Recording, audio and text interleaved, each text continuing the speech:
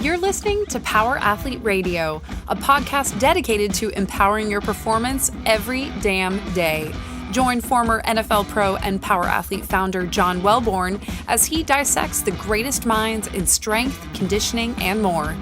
So whether your goal is to be the hammer, destroy mediocrity, or simply move the dirt, you've come to the right place. Now with the warm-up done, let the gains begin. Power Athlete Radio. If you've ever been curious about hot and cold exposure, biohacking, or any of the things that I poke fun of in just about every episode, this is the one to listen to. We have good friend Kristin Weitzel on the podcast. She's the founder of Warrior Women Mode.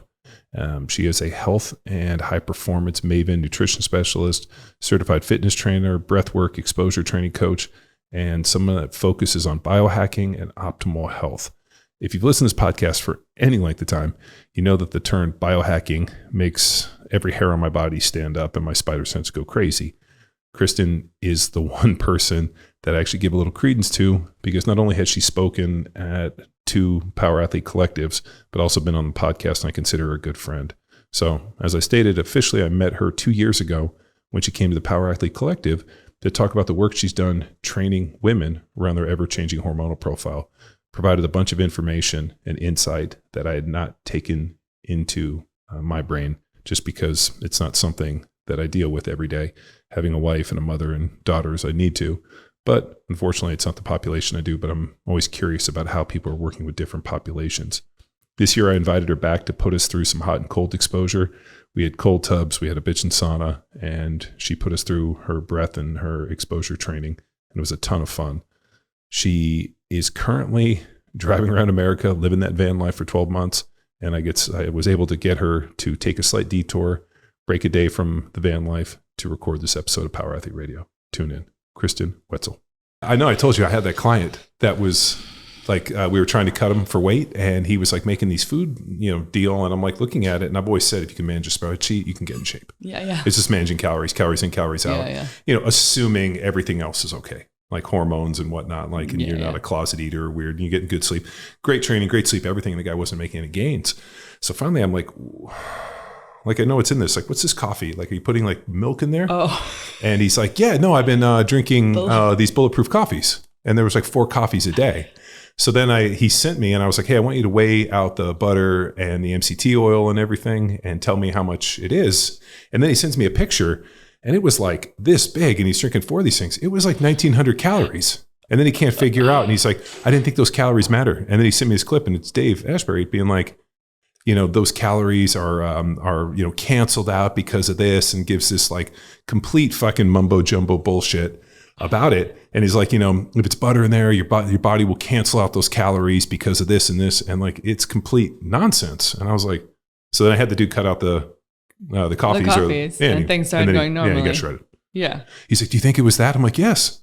Yeah, because it's like all that fat. And I think Dave really designed it to be about and around fasting in the morning. Yes. Which is like also can crush some women. Yeah. It's like I'll put fun things in my coffee, like cacao and mushrooms, Yeah, my wife does mushrooms in her, like all these things in her coffee. I don't think women should fast. And that's purely from dealing with my wife.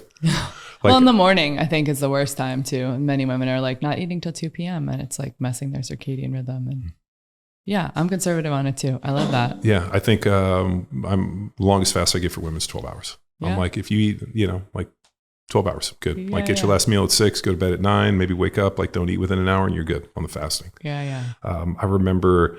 What's the meme? The meme there was a meme someone just posted that said, gentlemen, turn your sofa in the living room, any sofa, into a sleeper bed. And it says, tell your wife to calm down. So it's also nice for us to be well fed and feeling good and emotionally regulated and all of that. I think hormonally regulated. Women have a lot to go on in their own minds. Having a wife, twin daughters that just turned 12, and a mom. I always joke that I got 4 women in my life. Like another woman would just cause more and more trouble.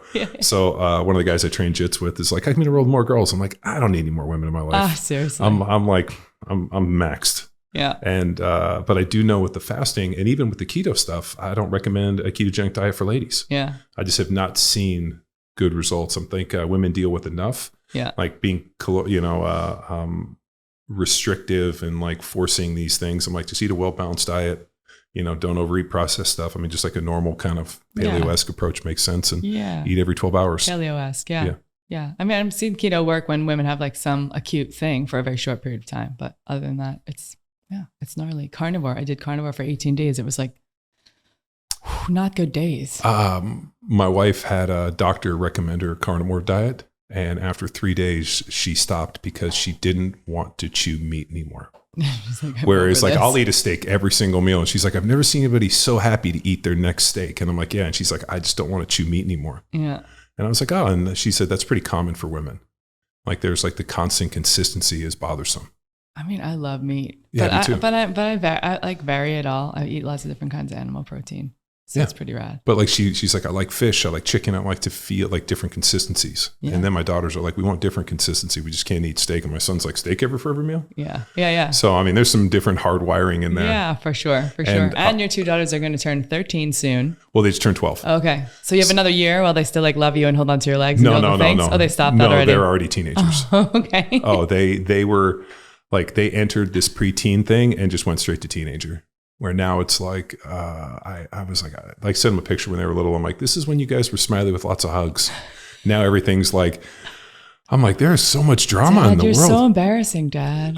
No, because I do my best to embarrass them at all times. So they know it's good. They're used to it. Okay. Yeah. Well, that's cool. Then you're like funny. Yeah. Funny comes off different. Yeah. Well, and then also I played in the NFL. So that's like a kind of a street cred thing for all the boys. And they're like, dude, Jamie's dad's huge. He played in the NFL. So that's like a big thing. Yeah.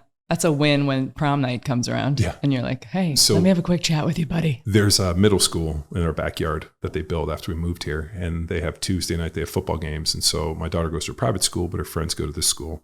So they invited her to go to a football game. She's like, Dad, can I go to a football game? I'm like, I'll go. And I was like, what about your mom and your brother and other sister coming? She's like, no, just you. As long as it's you, it's fine. So it's funny. She's even at that point where, it's just feeling it out. Yeah, it's good though. Was she showing you off? She was like, Dad, you're my arm candy for all the guys in school who are like, dude, check she wears all my clothes. Yeah, that's another one too. So oversized t-shirts and oversized sweatshirts are super stylish now. Mm-hmm. And she's like, wow, this is so cool. And then I'll come out and be like, I've been looking for my shirts. And she's like, so I just am laughing that like this 12-year-old girl's wearing these like dress shirts. She's like, it's kind of the style.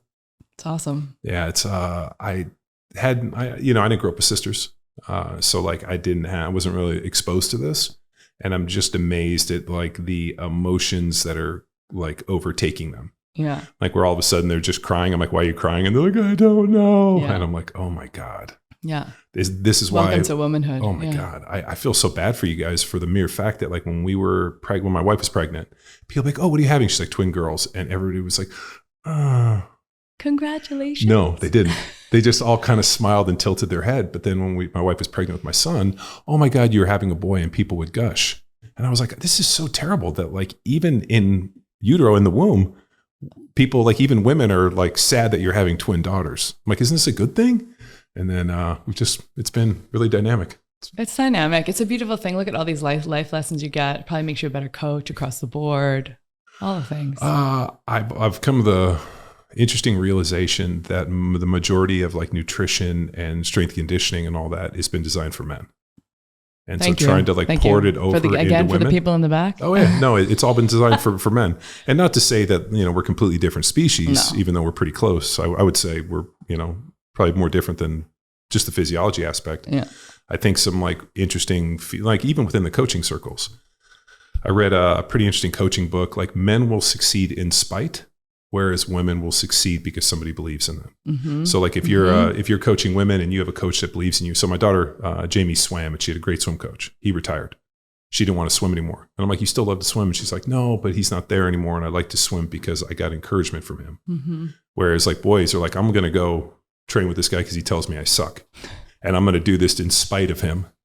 Yeah. So it's really been just a life lesson in terms of like how to raise and coach women. But even the physiology stuff, I think, there's not a ton. I mean, you really kind of piqued my interest when you were at the collective a couple of years ago, talking about how you periodize for different women and, different parts within the month. Yeah. That was pretty fascinating. Yeah. We interrupt this episode with a shameless self-promotion. Power Athlete delivers battle-tested performance programming for every kind of athlete. So do you want to go from average Joe to MVP? Then dominate with Field Strong. Get stacked and jacked with Jack Street. Hustle in life and still build muscle with Grindstone? Fear no opponent with Dragon Slayer? Be harder than coffin nails with Hammer? Max out minimal equipment with Lean Enable? Or unlock those newbie gains with Bedrock? Get over to powerathletehq.com/training and choose your 7-day free trial right here, right now. Get lifting, get training, get in shape, all while listening to the rest of this show. Yeah, I just had a Lauren Colenso Semple. I'm probably mispronouncing her last name. It's beautiful, and I'm not great at it. Don't worry, I butcher everybody's names. I just interviewed her on my podcast, and we talked a lot. She's like a colleague of Andy Galpin, and he was like, get on the horn with her just to talk about it. She's pulled apart all of the studies that exist around women and cycling for your cycle, and just figuring out if there is an anti-catabolic nature to estrogen to the level with which these studies show.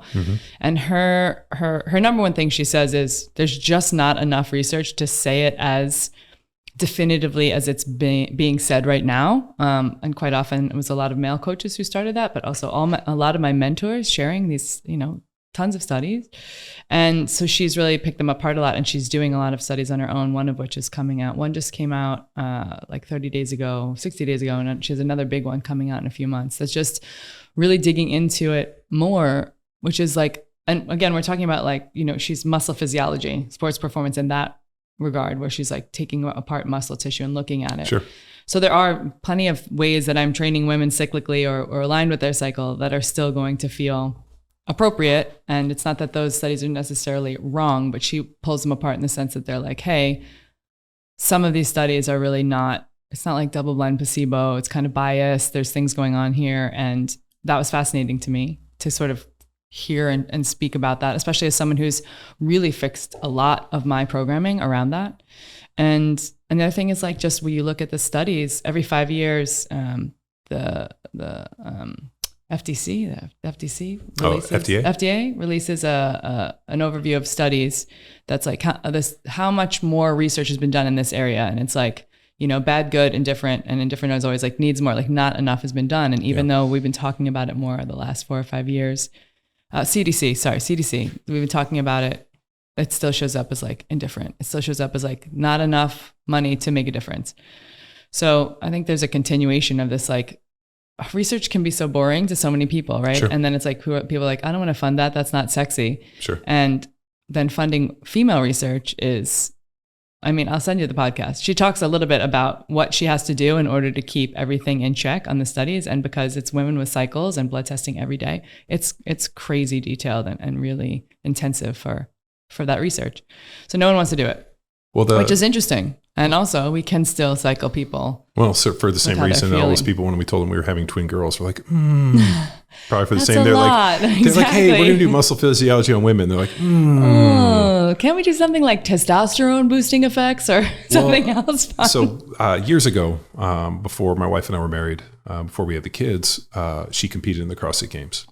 And she completely fried herself, like adrenal fatigue, was having all these issues. And so I reached out to James Fitzgerald, because he had written some articles about training female athletes. And I was like, hey, what's going on? And his first question was, she on birth control? I said, yeah. He goes, all the athletes that we've seen on birth control completely just bonk. They get adrenal fatigue. They have all these issues. And it was classic what she was dealing with. So we go see this naturopath, gets her off her birth control. Within like 30 days, she feels dramatically better. And he's like, the elevated estrogen, what birth control is doing, is tricking you into thinking you're pregnant.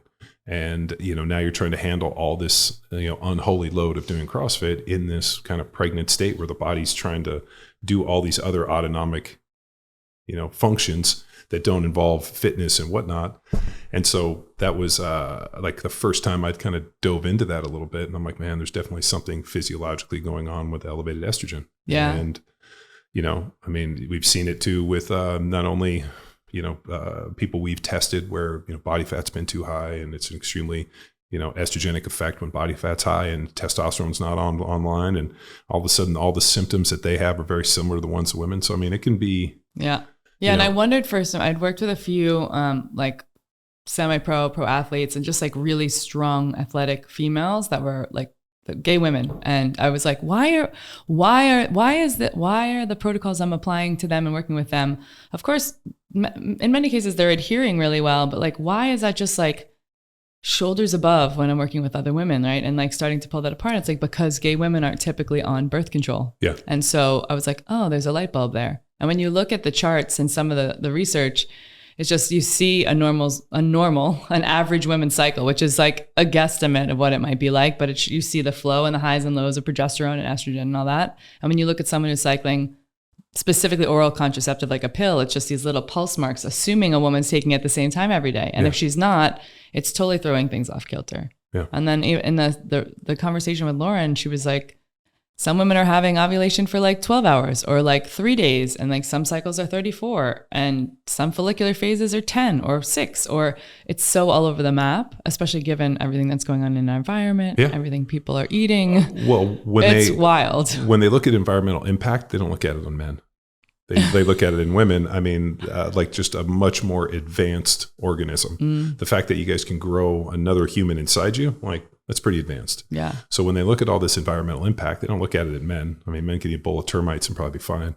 But like the women are much more sensitive. That's why, the BPA, the leaching plastic, and all the environmental stuff that we're dealing with is causing so many issues. Yeah. This episode of Power Athlete Radio is powered by Train Heroic, the most immersive strength training app experience on the market.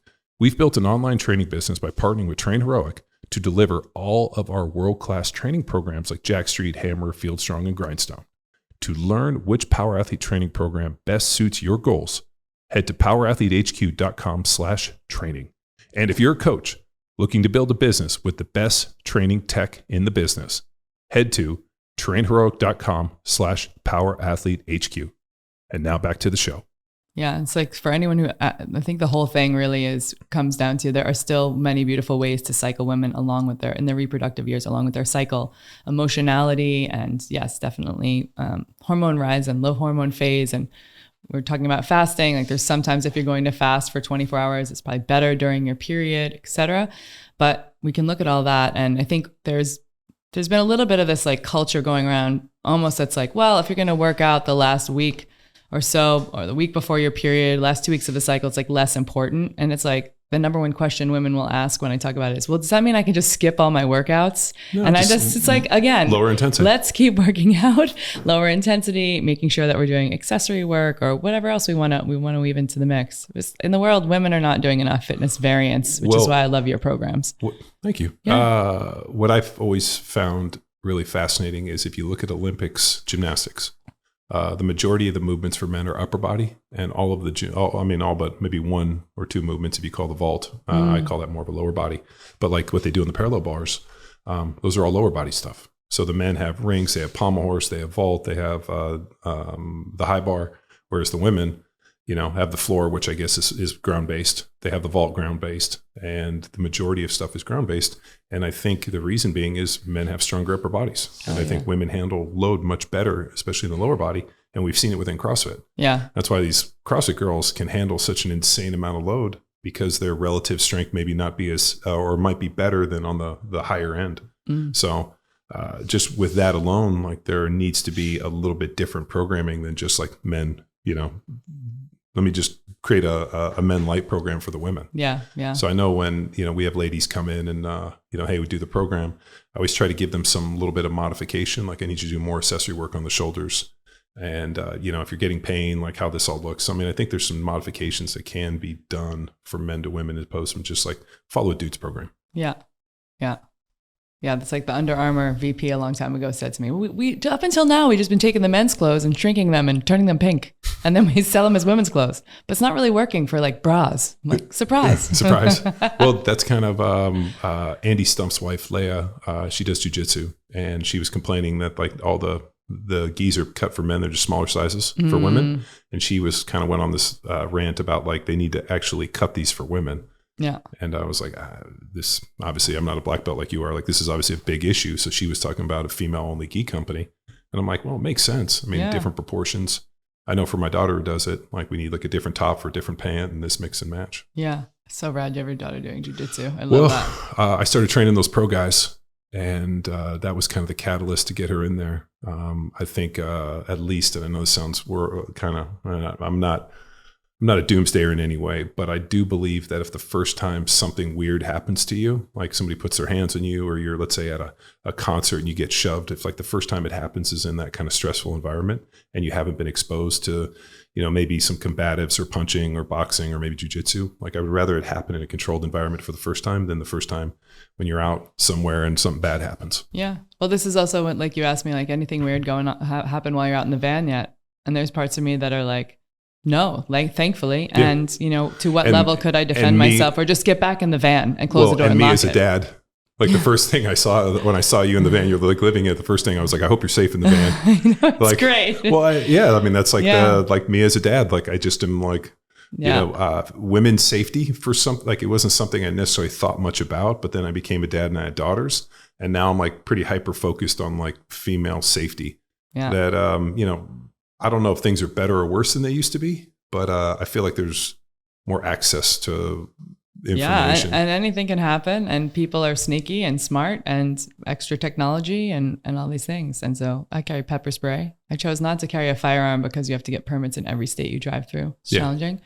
But I know how to shoot a gun. That's handguns. Exciting. You'd be able to take a long rifle. A long rifle? Yeah. Damn, I should have slapped that on the outside of the van No, while I'm driving. What I would buy personally, if it was me. This is great advice because no one has suggested this one thing. Yeah, okay. So over a certain size, right? Like which would be like 26 inches, you can legally carry in your car.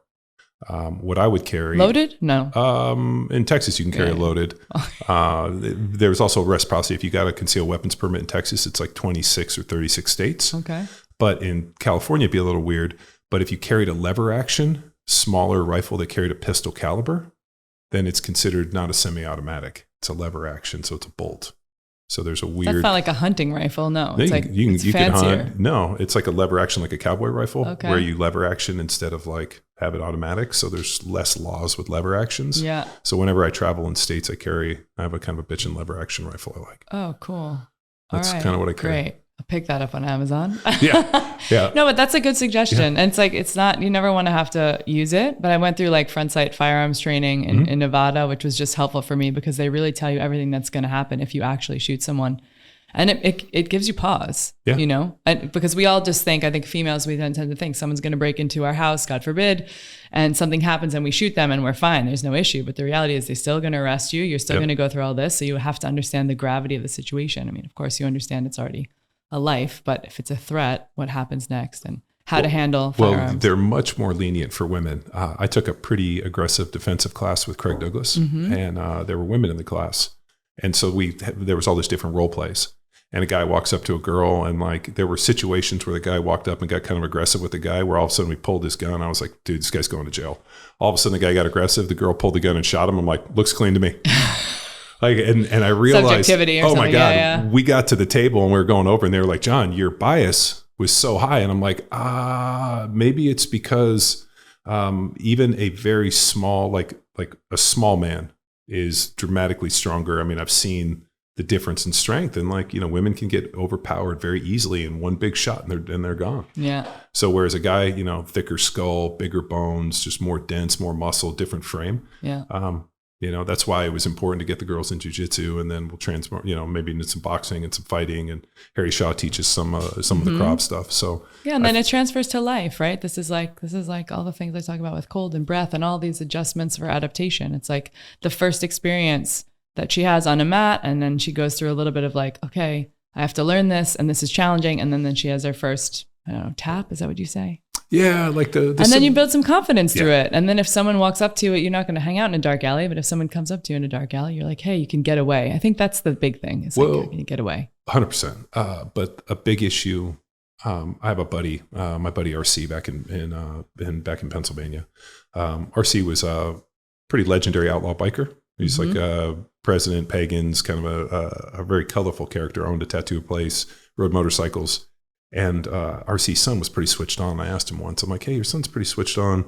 You live this kind of 1%er, kind of out of society life for a while. Like, why do you think your son's pretty switched on? And he said, I never hid anything from him. Like if we pulled up on the corner and there was a guy panhandling and we saw somebody, I'd be like, the guy's a drunk. Or he was very honest about everything and like the ugliness in the world. He said a lot of times parents want to shield their children from all the bad. And he goes, you don't do them any favors by shielding the ugliness. Explain it to them, take them through so that when you're not there, they have a frame of reference. And he said the reason a lot of kids get into trouble is their parents played this like rosy picture of life and everything's this and you're super safe. And then they get out by themselves and that's not like how it is. Yeah. So you prepare your children by actually exposing them to some of the ugliness in the world. Yeah. And like giving them some room, right? Giving them some rope. It's like when I lived in New Hampshire, we live free or die state, they call it free range parenting. So it's like one woman who had moved there from New York City because she was with her, I think it was her daughter. She was like, wanted to go to school on the subway alone. And so the mom was like, we take the rides, we learn the things, we understand the self-defense, we do all the things. And like the first day she allowed her to go to school on the subway alone, there was like a news crew that was like interviewing people on the subway, and they interviewed her and it was like, you're without your mom. Oh my goodness. Lots of parents got, out of context. Everyone was like, what are you doing? You're letting your daughter ride the subway alone. And so it was so she moved. A big thing. And then she finally was like, I'm going to New Hampshire.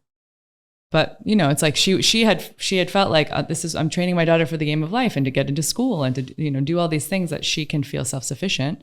And I took lots of measures to make sure it wasn't just like I woke up one morning with a cig and was like, shot of whiskey, go to school, honey. Yeah. It was like, which is probably how it was in the 70s and the 80s. I know, right? So there was, I know. We had none of this. We had none of this cancel culture, John. We had none of this craziness. Well, so my brother, he's on Instagram very rarely, but he forwards me these funny things from the 80s. And one of them was like this interview from like a rock show. It was like in 83.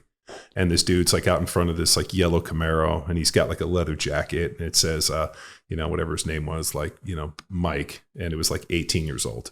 And then he's standing there with his arm around Susie, 13 years old. And she's wearing this like halter top and jeans and her hair's all permed out, like 80s style. Yeah. And they're sitting there drinking beers and holding cigarettes. And like my brother's like, can you imagine, or, because his daughter's like 14. He's like, can you imagine Alex or, Jamie and Kelly at like a rock show with 18-year-old Mike in a Camaro and a beer and a cigarette? And he's like, it was a completely different thing. Like if you watch Almost Famous, yeah, right? Like those, like the Band-Aid girls, they were all like 13, 14 years old.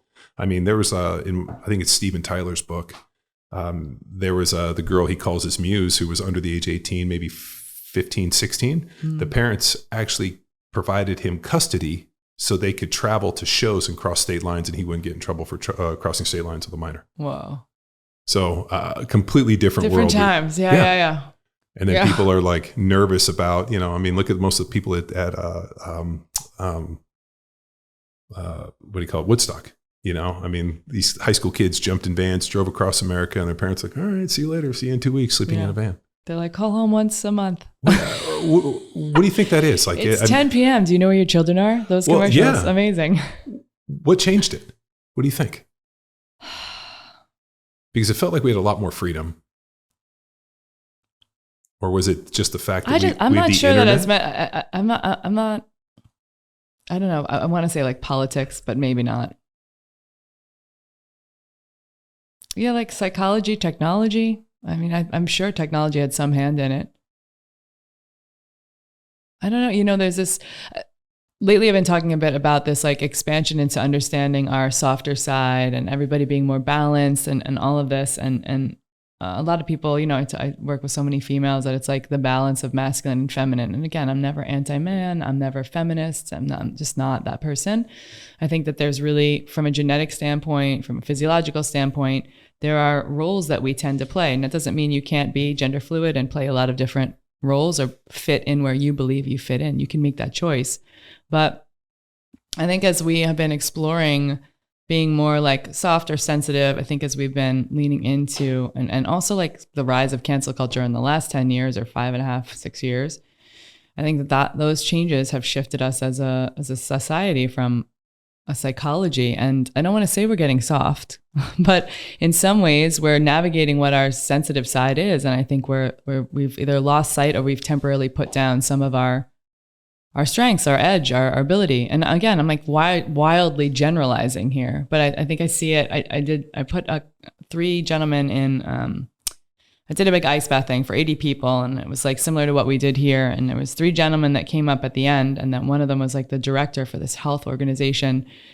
And the 2 guys with him were also part of the organization and younger, sort of being mentored and really into sport, like, you know, and sort of your typical like guy at that age, like loving ball and all the things, sports ball, I call it. And the 3 of them were there, and they went in the ice bath, and they had this moment. And like, there are moments that I stop. And I also recognize as I say this to you that people could listen and be like, why would you say that?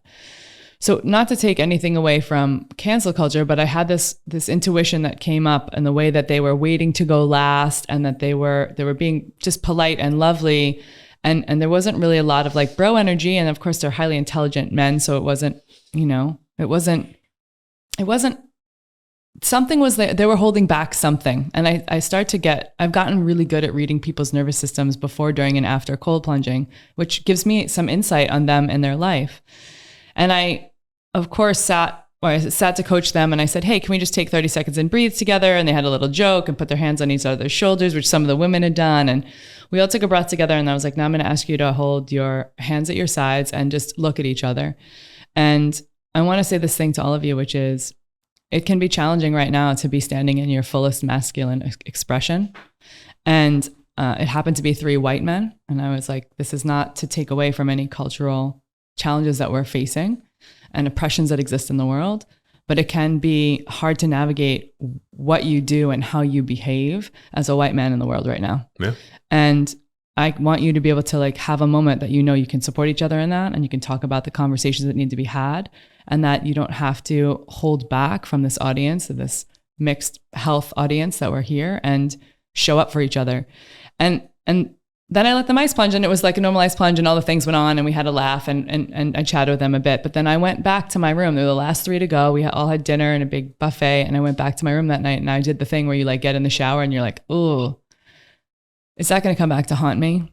Because lots of changes are going on in the world. And, you know, I spoke, I went too far. And so the next day, the director came up to me and was at breakfast and said, hey, can I talk to you outside? And I was like, oh, what's going to happen? And he took me outside and he said, hey, we went this morning down to the Y to play a little like pickleball. They had some like pickup game in the morning before breakfast. And I want you to know that both these guys, we had a big conversation about how much they appreciated that, because they're really having challenges navigating their space and not wanting to offend anyone, and want to like make reparations where there needs to be reparations in the world, about like race, creed, culture, women, men, all of it. And I just wanted to take you aside and tell you that that was an important thing for you to either recognize or say or put out there. And so if that's a little bit of a microcosm of what I tend to see happening with some other, let's say, men in the world, women in the world, that people are feeling like held back, then we have this energetic nervous system tone that's like held back, or we can't fully express. And then that's the piece, I think, even more so than the softness and the why we're not protecting, why we're overprotective in some way now societally. That's the thing I think that sucks that we're losing.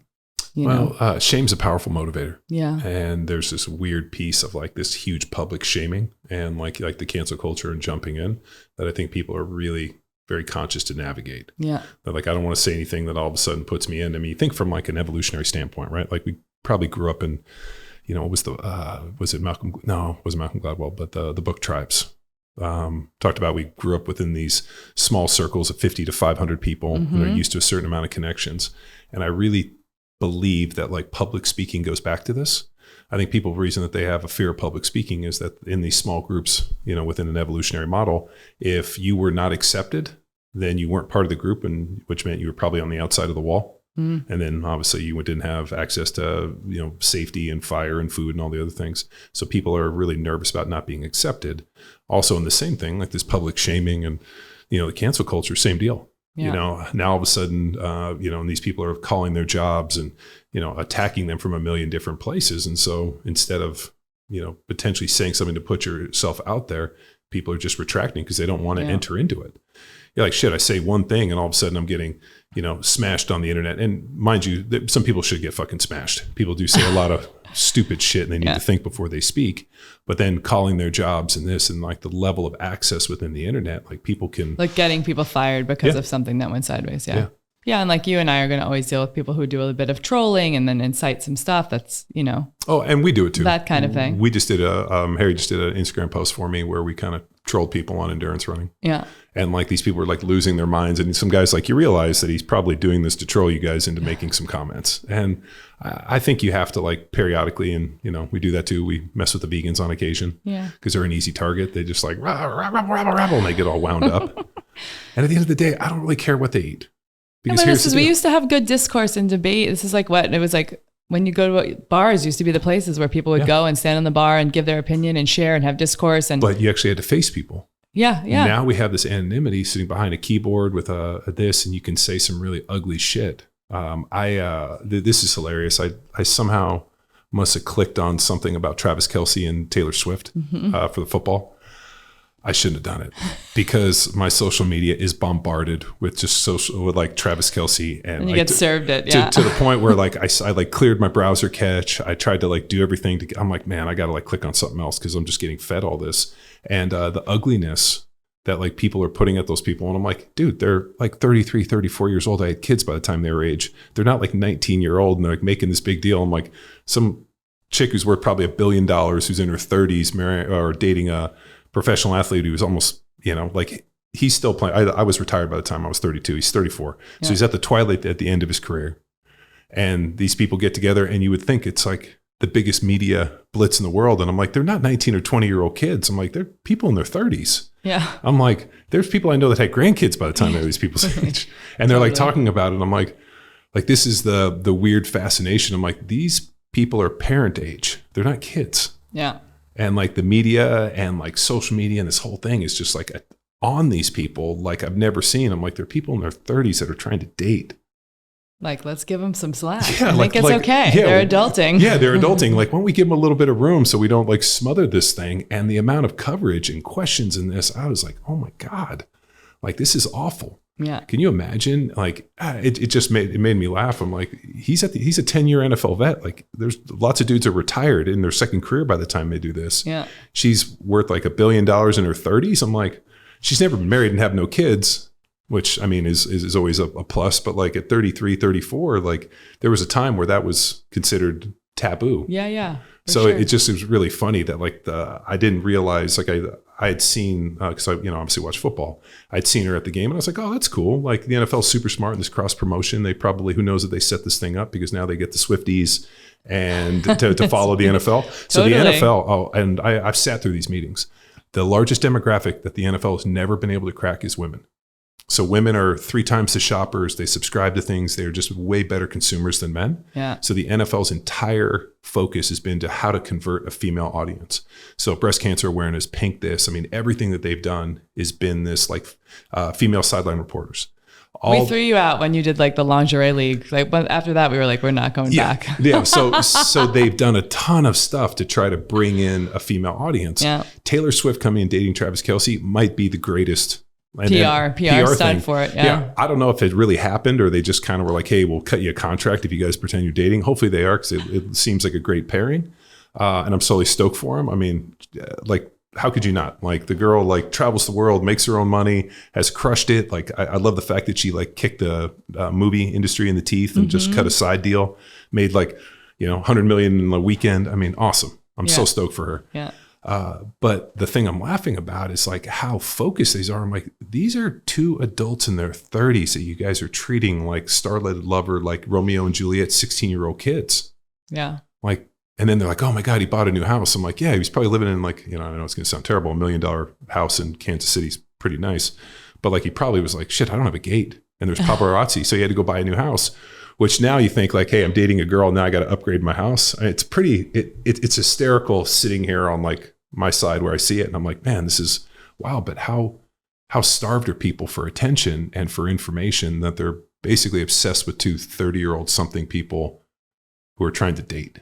Yeah, like there's so much great stuff to go do versus just, we all get stuck in the rabbit hole. But God, I'm so sorry I clicked on that on my social media. It fucking bombarded me to the point where I was like they need a feature on Instagram or Facebook or whatever, which is like a reset. where you're like, I clicked on something I should have. I want to start over. Yeah, just clear my cache. Give me bad donut memes and cooking shows, and I want to see bitching like so you know those bitching. You want to see cars? Yes. Yeah. So you know those like steak, out in nature cooking videos of steak where the guy like set a stump on fire and then puts a pan and you can only see his hands like cutting the meat and cooking it. I am obsessed with those. That like is like if I could imagine, you know, like people relax watching cat meme videos or something. Like my relaxing thing is sitting there watching people cook epic steaks over open flame out in nature. It's great. It's great. Yeah. Wild camping cookouts. Yeah. And then I'm a huge fan of all the van life stuff. Me too. It's interesting. It's like people have come out of the woodwork from like my high school and college years. Now that I'm like #van life, it's biohacking and it's all the great stuff I do. But now I just compacted into a 16-foot van, and they're like, "Hold on a second, now this is interesting." But you have a pretty cool Mercedes Sprinter van diesel. I do. Which there's certain things in the world that I have done a ton of research on, and I love. I love the craftsmanship and the options and the companies that are converting these vans. Oh my God. Some of them are incredible. Some people though are buying like $100,000 Sprinter and then spending another $100K converting it. Yeah. And I'm like, wow, this one is it's beautiful. It's fancy, but it's got a great color to it. I do like the earth tones. I like when they're kind of browns and whites and like kind of more earth tones. So when you park them out in nature, they don't look like a sore thumb, like yellow or green or blue. Yeah. But they actually kind of match. And then the all black ones look like a stabbing wagon. Like someone's going to pull open the door like and kidnap you. When I see them in black, they look like a limo. For like the urban, hey, I got to pick up my Uber guy in the middle of South by Southwest. I need my urban assault Mercedes Sprinter van. So the black ones don't play. But I do, I love like the intricacies of how they're built. And then especially when they do them with all like natural interior stuff where you'll see like different, types of wood, and they'll use white and this and like porcelain, and they've made them really clean, like modern mid-century, to the point where I'm like, man, those are really nice. Yeah, those buildouts are gorgeous. I have a lot of like metal and it looks on the inside a bit more like a Sprinter van would, but it came off the factory that way, and it's very smartly designed. I mean, it's Mercedes in the front, Winnebago in the back, which is an interesting weird mix, but also it works. And I will say that I'm at day 40 now, and the first 30 days I bought a guitar to say, I need to keep building my neuroplasticity as I age, learning new things. I've played that guitar twice. I'm like just learning. But the reality is the first 30 days, the learning curve was so sharp. I traveled every 2 days. I got in and I drove another 8 hours. I just too many things and too many workshops in too few days with too many miles, thinking it wouldn't be as taxing for me to just like bang out 8 hours where it's gnarly. No, and so it's neuroplasticity. My neuroplasticity is through the roof right now because everything is new. Driving for long periods of time is definitely hard. And they think you're just going to like travel around van life. I'm like, driving 8 hours is just sitting there stuck, observing it and managing this thing. And it's also kind of top heavy. Yeah. So we went up to Mercedes up in, I think it's in Georgetown. And I test drove a Sprinter van a couple of years ago. I loved it. My wife drove it and she's like, it's too top heavy. Like she didn't like the feel of it. Yeah. And so we ended up buying a Nissan. I think it was like a 3500, but there's a company in Utah that makes a four-wheel drive version. Yeah. So I flew out to Utah, drove it, and I drove it home. As I'm driving it home, it was super top heavy. I was like, she's going to hate it. And we ended up having a short period of time, sold it to some people that were going to go van life, and we're like all excited, like four-wheel drive and this. And they sent me a picture. It was cool to see when they stopped all the awnings and things. And like they had this whole like campsites. Like I was like, look at all this stuff. I don't know what all this stuff is, but it looks cool. And I like how it's arranged. Yeah. I mean, I sold all my things and it's all in a 16.5-foot Sprinter van. And I will say that I get to explore. I've seen so many places in 30 days across the country and met so many people. What's the route you've gone thus far? So I picked up the van in Seattle and I drove down through Bend in Oregon, went to the Alvord Desert, which is super. Doing things also alone can be really, there's just a beautiful expansion. So I drove to the middle of the Alvord Desert. It's 12 square mile desert with like no lines, no signs. Thankfully, I knew to drop a pin off the access road or I would have been driving there still now. I have a buddy who actually has a property there. Oh, and he bought a former grow. Like ranch that was like a huge grow. Yeah. And then the guy basically moved to another one and kind of sold this one. And so he's been like deconverting it from marijuana into like, his ranch, but he's in that same deserty, like Bend, east of Bend, Oregon, that whole area. And he shoots me pictures, and like, I got to go visit. It's beautiful. It's like otherworldly. And so I drove out there and like stayed a day and a half on my own and just felt like you can't see, like no one's around. It's like, so what do you do out there? You just hike, walk? I put on my Starlink. I did some work. I did some client calls. I, took photos, did a little like work, did a little body weight workout, just whatever. I mean, you could kind of walk around naked. Who knows if anyone would see you? I'm sure there's people out there with binoculars, but it's pretty cooked meals, and just tried to unwind myself a little. So it's like a beginning of the trip, just sort of settle in. I had just done 2 big training weekends, and just some downtime, non-sleep, deep rest for my body and work. And then it was just notable because it's beautiful there, and I don't think a lot of people know about it. And then I drove all the way across to New Jersey over the course of probably 8 days. Jesus. When you were out in Oregon, out in the desert, was there any light signature or anything? Like, there's only a few places left on Earth where you actually have like the leaching of artificial light. Yeah, I could see like 3 ranches lights off in the distance, like a very single light. And even the place that they have up front, which sells like meats and is open just like 9 to 5 and has a little like container hot spring thing, no lights on that. And that was the most beautiful part, is the first night that I was there, was like every star in the sky. So every star in the sky in the middle of that desert. At some point, this is years ago, we were driving to Mammoth and made a turn and drove through Death Valley. And I got out to Death Valley where like we couldn't see any light, and there was no glow, no signature. And you see how big all the stars are. Mm-hmm. And it's one of those interesting pieces where you see it and you think like, man, like primitive man, like looking up and seeing these stars. There's a reason that there's, constellation carvings, and they looked at the stars, and there was probably nothing to do, right? They had no TVs, nothing. Mm-hmm. But there was no artificial light. So probably everywhere in the world, the stars were so much closer and bigger. I mean, now we look outside in the light signature, I can see 3, I can see the moon, and that's it. Yeah. So to go out to those places, and I think there's only a few true places left on the Earth where there's no, influence of light, so you can really see the sky. Yeah. And the sailors know when I've been sailing. And there's like, just turn off everything in the masthead, and it's like pitch black stars. But one time I was sailing, and it was so clear that it was like where the stars stopped and the phosphorescent like plankton in the water started. You couldn't really tell. It was so gorgeous. So it's like moments to hold on to, for sure. So you drive to New Jersey. So I drive to New Jersey. Did you go 40 or 80? No, I went through like Iowa, Nebraska. So that would have been I-80. Northern route. Yeah. Northern route. Yeah. And then all the way across to Jersey, sort of too much too fast. And also the cool thing is I made sure I stopped in every state with one of 2 ways. There's the first thing is training on the road. Like, it's a thing. Like it's people are like, how are you working out? And so I got, through my insurance company, I paid $99 a month, and there's like access to 12,000 gyms, which are like rec centers and mom and pop places and Planet Fitness and LA Fitness, whatever we can find, I can find.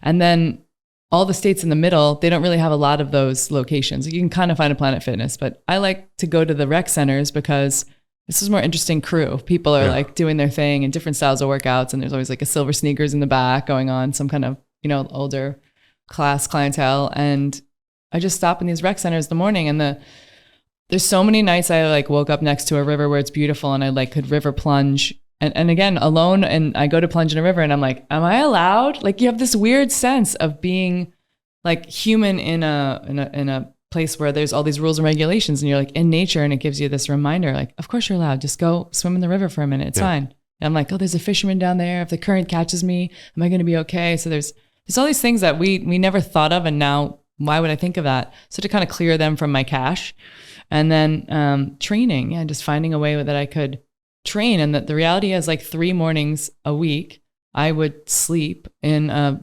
parking lot in front of a 24-hour rec center or Planet Fitness or something. It's not glamorous. And also, you know what I do? I get up, I train, and then there's a shower there, and just makes the morning start really feeling beautiful. Do you have an onboard shower? I have an onboard shower and a toilet, but I haven't used the shower yet in 40 days because I'm either at host's house when I'm running a training where they're like, hey, come in, shower, do some wash. Sure. Or I'm near a river or body of water. Pacific Northwest is beautiful for that. I like swam in waterfalls and all this stuff every day. And then, you get to the Hudson River, you're like, no, thanks. No. Yeah. There's like frogs with 3 eyes, like in The Simpsons. Totally. Yeah. And then I drove, I've been like training all these interesting places, meeting all these sweet humans of America. And then driving down the East Coast through the Carolinas. I had a training in Charleston. And then, did you see the, what's the huge signs that you see all the way from Philly? It's not south of the border. Did you see all the big billboards on 80? No. Oh, so as you drive down 80 from Philly down to, South Carolina there, every like mile, there's a sign that talks about like south of the border. And it's like a guy in a sombrero and how many miles it is. And I remember the first time I did that drive, I was like, what is this fucking south of the border place? I think because I went to a wedding in Jersey and it was like in the mountains a bit and like Mountain Creek area. And then I like ended up taking a bunch of back roads to drive all the way down and wind through Charlotte. It took a little bit more of my time. Actually, on the way to Charleston, I went through back to Denison University and then back over to Charleston and then down Savannah and then back to Austin and just got back. So did you like Savannah? I did. Yeah. Yeah. So when I lived in Tampa, Old Town feels like Old Town and quirky, but really lovely. So they have one of the most amazing St. Patrick's Day celebrations in the world is in Savannah. So when I lived in Tampa, we'd always drive over Jacksonville and then go up and stay in Savannah for St. Patrick's Day. And it was wild. Yeah. I always like Savannah. Savannah is one of those cool food and wine scene is beautiful. Yeah. I was there for like 2 or 3 days, but that's it. Yeah, no, it was definitely a neat place to go. And like a lot of neat bars and street parade, that's a cool place. Yeah. Yeah. And all along the way, it's been really beautiful because I've been meeting people, I've been training, I've been having, I have clients that are remote, of course, on Zoom and meetings and all that, but just training people around breath and around cold as I travel across the country. And it feels really good.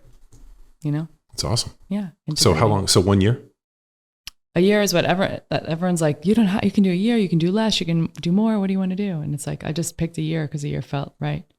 What's the, I wonder for the people that embark on the van life, like what's the kind of the average? Like we're going to do a year and then they get a weekend and I'm like, I can't do this. Yeah, I don't know. I wonder too. I knew that I would like it in some way as I'm sort of feral or a little nomadic in general. And I like new things.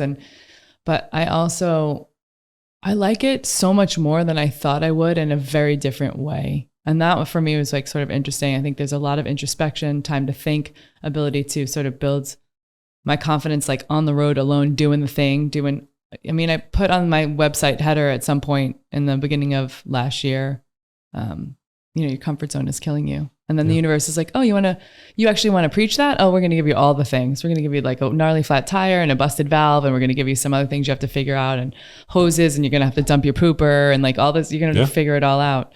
And I have a cassette toilet, which is super funny because you like take your little rollerboard and you wheel it into like a pit toilet or a public bathroom and you like empty it. It's just like, this is my rollerboard of my poop coming with me to the bathroom. Yeah. But it's like, it's sleek design. It's very clean to be able to do it. It's just, the whole thing is. It's like they figured it out. They figured it out. Yeah, that's the thing. So another one of my favorite things is, so DJ works for me. He, we both look at Facebook Marketplace just basically for weird things, like weird vehicles, especially. And the amount of really bitchin' vans that he sent me over the years, we're like, oh, look at this van. And the joke is always like, has less than 500 miles. Has 1,000 miles, used it 3 times. So the amount of people that go and they go all in, spend a ton of money, buy the highest van, then send it out and get it done, waited 12 months for this van, used it twice. Yeah. And then they try to sell it, not realizing that usually for the most part, you get about 80% of your dollar, especially on used stuff. Yeah. That are trying to either make a profit or this, we paid, $225 for this thing. We're trying to get, dude, people are going to have to sell their home. So it's pretty fascinating if you go through the amount of people that have seen it probably on the internet or on social media, van life, and have been like, let's do this. And they get out there. And they're like, no. And then everyone who I know who's married with kids says, hey, you're doing what I dream. And so the moments that I have, because it's like life, you're going to have an amazing day that you're like, oh, I can't believe I'm doing this. And then you have a really shitty day where everything breaks down. And the people that I have, if I have a moment, it's like, I'm already blessed. I know I am. I'm so fortunate to be able to do this, to travel around, to have this level of freedom with work, with everything. And then I'm like, it's easy to stay on the road because I know that there's people that are like, you're doing the dream. You're doing this thing that I dreamt about. And it's like, great, just get through the tough stuff. This is what we train for. Yeah. Yeah. Well, I think one of the things that my dad always talked about was he wanted to go to every national park. My dad was funny in that he felt like the greatest contribution that any president could make was protecting, natural resources and the natural park systems. So we went to Yosemite and we went to a bunch. He went to them all. And we would always, fly there and obviously get a hotel and then drive around. He was always like, man, it would be amazing to like go stay there in the park for like a week. Yeah. But then he wasn't much of like a camper, kind of that type of deal. So I always thought like, man, it'd be neat to like wake up and, drink coffee as the sun's coming over Half Dome and, some of these amazing things that like, you don't get to see when you stay at a hotel and then get in a car and drive there because you walk around and you get in the car and drive back. Yeah.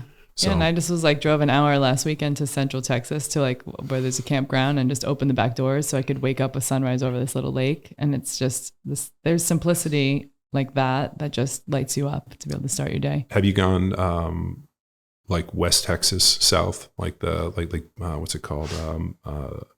Jacob, what's that? Is it Bend? It's big. It's called like Big Bend. Big Bend Park. Bend. Everyone says that's wild. No, I'll do that in 2024. Yeah, so we drove down there. I mean, everyone says it's crazy beautiful. Yeah, like I know a guy that bought like 1,000 acres down there for like $300 an acre. Wow. And it's been 10 years and he's never been to see it, kind of a deal. Yeah, and he's like, I think I got this land down there I bought. But yeah, the pictures are unreal. We were supposed to go with our neighbors before COVID, and then COVID happened. And we've seen this kind of interesting effect with COVID. Certain people, I think it crystallized, and other people it just shattered.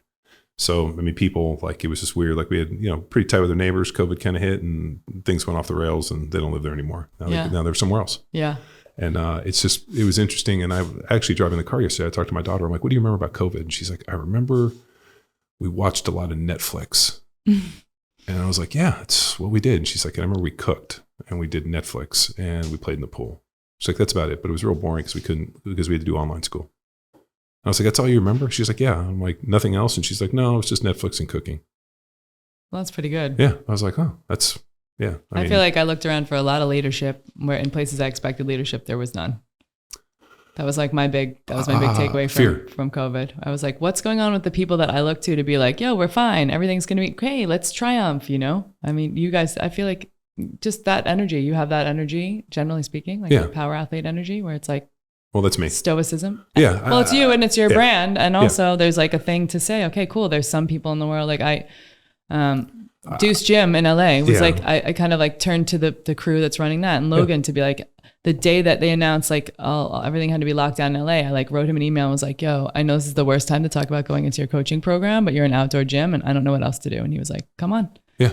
And it was like people who are training and were taking care of themselves were like, hey, we'll be okay. Let's do this together in the safest way possible. I'm always fascinated by fear. Yeah. Tony Blauer, we had on the podcast, this whole like, fuck fear, no fear. And the majority of people are fear-based decision makers. Whereas I don't think fear is my decision maker. Whereas I think people are constantly reacting and making decisions because something bad may happen. And I don't think you can live like that, at least live happily. Yeah. And I think when COVID hit, there was so much unsure, there was just, it was an unsure time and people didn't know how to react. And I just actually have a natural mistrust of the government. So like when I started seeing like all these government people standing shoulder to shoulder pushing one message, I'm kind of like, ugh. Just because, we've dug in so much of the bullshit within the food. Having a food company and digging in on like the amount of nonsense within the food industry and especially like the government stance on food and health and that, I'm like, wait a minute. These people have never been right about anything. If anything, if you did the opposite of what they recommended, you'd probably be healthier. And now all of a sudden we're supposed to believe them at this point. Yeah. It just felt like, so I'm sure like you've met people that lie to you constantly and you're like, okay, now you're telling me the truth. I'm going to go with historical proof. Really this time I'm serious. Yeah. I'm sure. And, and like, if you think about vulnerable people, it's usually old people and people that have comorbidities and all these other things going on. Like those are the people that should be affected by this. Yeah. Yeah. And then the fact that I was exposed to it 3 times and all these people got it and I never got it and I still don't have antibodies. So magic. Yeah. But I mean, people did get sick, but if you look at like what happened in Italy, it was a lot of old people and a lot of unhealthy people. And I don't think that we realize how unhealthy we are as a population. I mean, you see it front and center from just doing, your breath and the cold and the heat and all these things, which should be very real environments for the average human to be able to do. I mean, you just talking about some of the effects of people doing a 3-minute cold plunge. Yeah. Yeah. And this is part of the fear thing, right? It's like why we need to be doing deliberate things, deliberate practices that we create adaptations to. And for me, that's, it's training for sure. It's breath and it's cold. And the cold to me is like no other in so many ways. And because you crushed that ice bath the day that I was but there. I've been doing ice baths for a long time. I know, but it's also just, it was fun. It was fun as a group. And also to watch, like you're a big, strong man and you get in the ice bath and there's still parts of you that are like doing John Welborn. Like you're like, I got to tell myself to not muscle through this because you can beat it. Somebody could be like, you got to do 15 minutes of ice and you'll be like, F you, I got this. Yeah, and you I'll be fine. But the other piece of it is the softening, the settling in, the surrender so that when shit hits you in life, the real world, you're like, oh, how can I be present and focused in the midst of all this other stuff that's going on neurochemically in my body? Well, and the whole time you were speaking, you were very soft monotone, which is like strangely disarming in that you were like just this like quiet monotone. Just I was like, oh my God, dude. And then I don't know what it is, but I think it's from football, from so much punching and hitting with my hands that like I'm fine, but my hands, like I get such a weird position. Like I get sitting there all day, but the hand piece has always been an interesting one, like icing my hands. And I wonder if it's from like my knuckles. Yeah. Yeah. We were talking about that. Like you have so much scar tissue that there's not a lot of microcirculation just doesn't get through there. And so then that's going to be like kind of. So like I'm like, I hate to use the word hurt, but it will be intense. Yeah. So I sit there like I'm fine. The minute I put my hands in, I'm like, oh man, like my hands, like I just feel like needles in my fingertips. Yeah.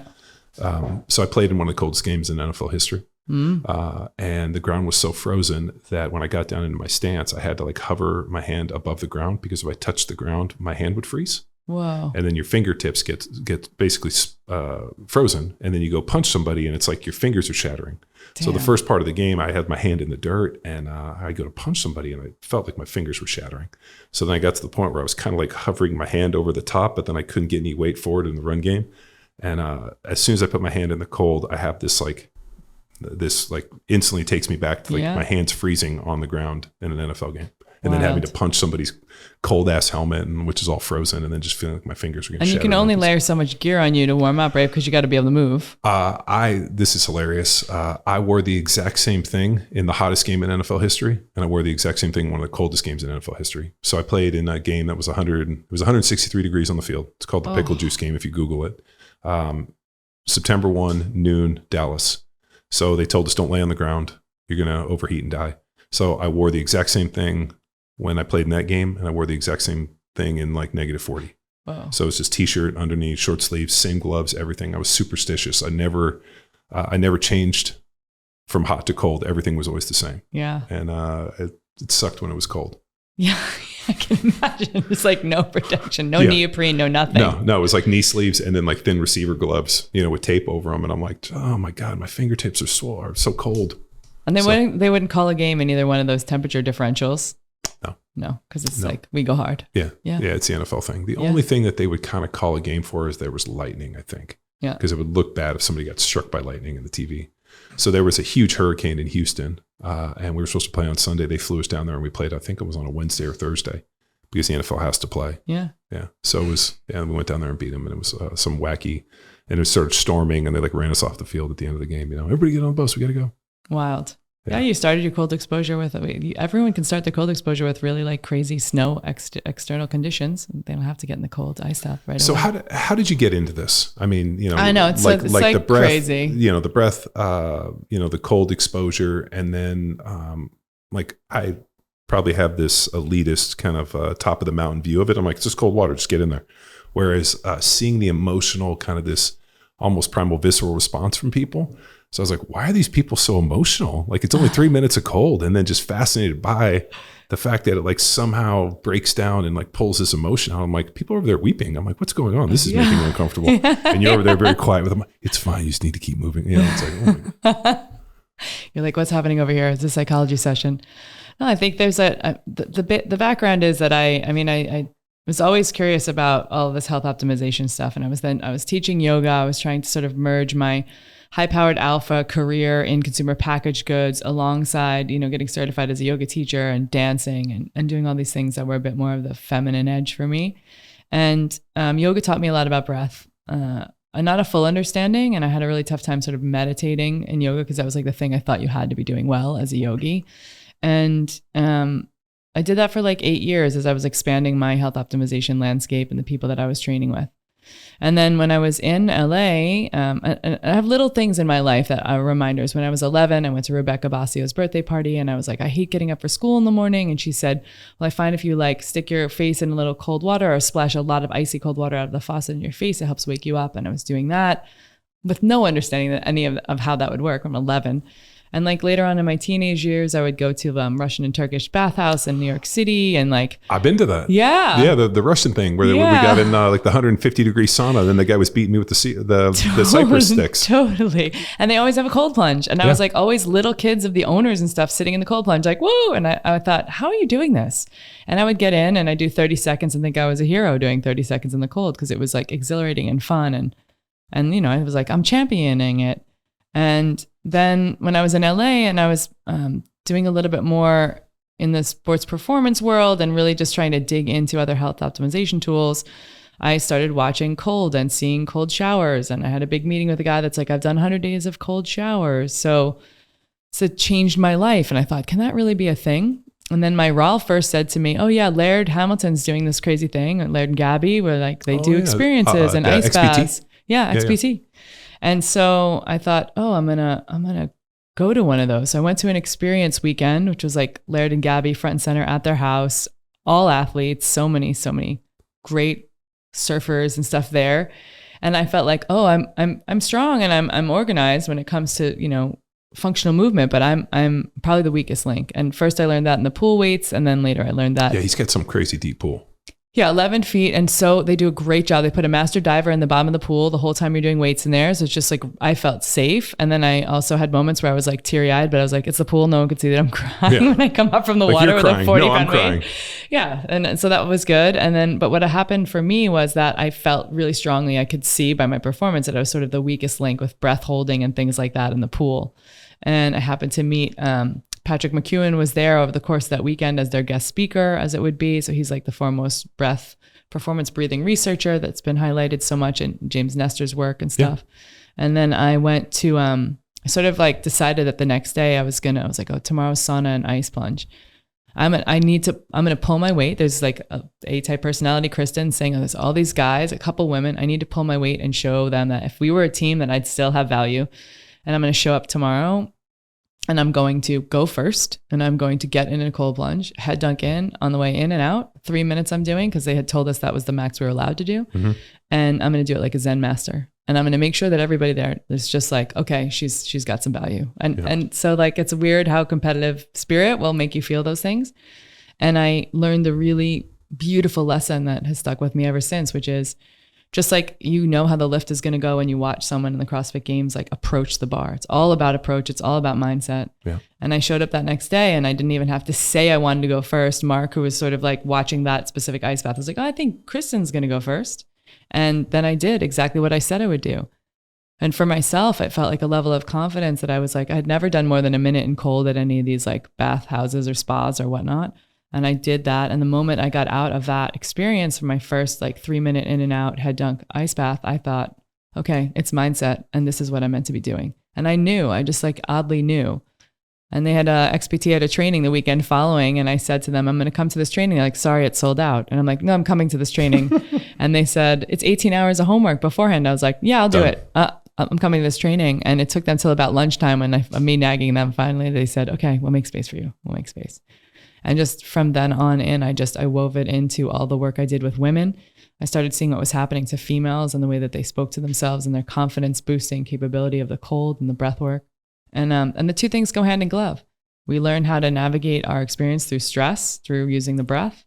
And then when we are putting ourselves in a super deliberate, heightened, I say intentional cold experience, then we use the breath, we regulate our nervous system, and we don't get in ice baths to get good at ice baths. We get in ice baths to get good at life. Do you think women handle it better than men? From what I witness, yes. I think there's something about endurance and there's something about navigating that. Well, I mean, like the first person to swim the English Channel was a woman. Yeah. A buddy of mine I went to college with, his sister swam some other like amazing thing, and she'd been like the first person to do it because men, buoyancy, the women and their ability to handle the cold was better. Yeah. And women's ability to handle cold in the morning hours is better just hormonally for us. And I always thought in the beginning when I was putting very young women in who would kind of show up for that Instagram moment, but I just thought, well, young women are going to be like vibrant and go do it and no problem. And then the older women might feel like it's a little bit more challenging. And I think it's actually the opposite, because those older women have been through life experiences, like big Hollywood producers that are like dealing with stress every day. They have already, attuned to that. Mm-hmm. So then they'd get in the cold and I'd see them go to the same place they'd go to when they were like managing a $17 million budget for a film, Mm-hmm. And it was just beautiful to see that. And then all of those people who are very stoic or really pulled together coming out of the ice bath and having the parasympathetic rebound that then makes them like singing Disney movie films, tunes, on my rooftop. Just this beautiful moment of seeing people at their essence, their like childlike essence, their joyful, completely parasympathetic, calm, downregulated state. You just get to know people in a different way. It's really sweet. It's why I think sometimes you see people get out of the bath and have a moment of reflection or tears or things come up emotionally because they've been holding, and then it gives them the opportunity to be in that parasympathetic state where they can actually release emotion. Yeah. But you don't have any emotion, John. So it's okay. We get it. That's not going to happen for you. No. I do have emotion. It just took me a long time to find it. Yeah. And I think what I did is, and this is my basically short story bullshit, but I think that the damage from playing football was here on my left part of my brain. Was that left frontal lobe, deals with sympathy and empathy. So I think that the damage was actually very helpful in that it allowed me to not be emotionally connected and be able to do the job. But then over the last 10 plus years, as I've gone through and trying to fix all this stuff, like this part of my brain lights up. So I think I've added a level of empathy and emotion in this, and also having kids, I think was very helpful for it. But the one that I loved was the fact that my daughter, Jamie, got in with her friend Victoria, which I thought was hilarious. Mm-hmm. And Jamie has an inner spirit. She was fine. Yeah. And did everything, and she was great. But, she just came up on a year. She was attacked by a dog. I don't know if I ever told you this. So about a year ago, she went over to the neighbors. The neighbor had kind of invited her over to play with the puppies. So she went back over the next day to play with the puppies. Their big male attacked her. And, it's pretty gnarly. And, probably would have killed her. Broke skin, blood, everything. Oh, dude, if I show you the pictures, you'll have a heart attack. Oh, wow. The dog basically, knocked her down. And since she did jujitsu, she got her feet up, got her chin down, and fought the dog off. Pretty gnarly. And when we pulled her out of that thing, it was pretty emotional. But that little girl's desire to survive and live and then go through that and be okay with it. Like when something happens to you like that at a young age, it creates something in you. And when she got in the water, I was like, how was it? She's like, it was fine.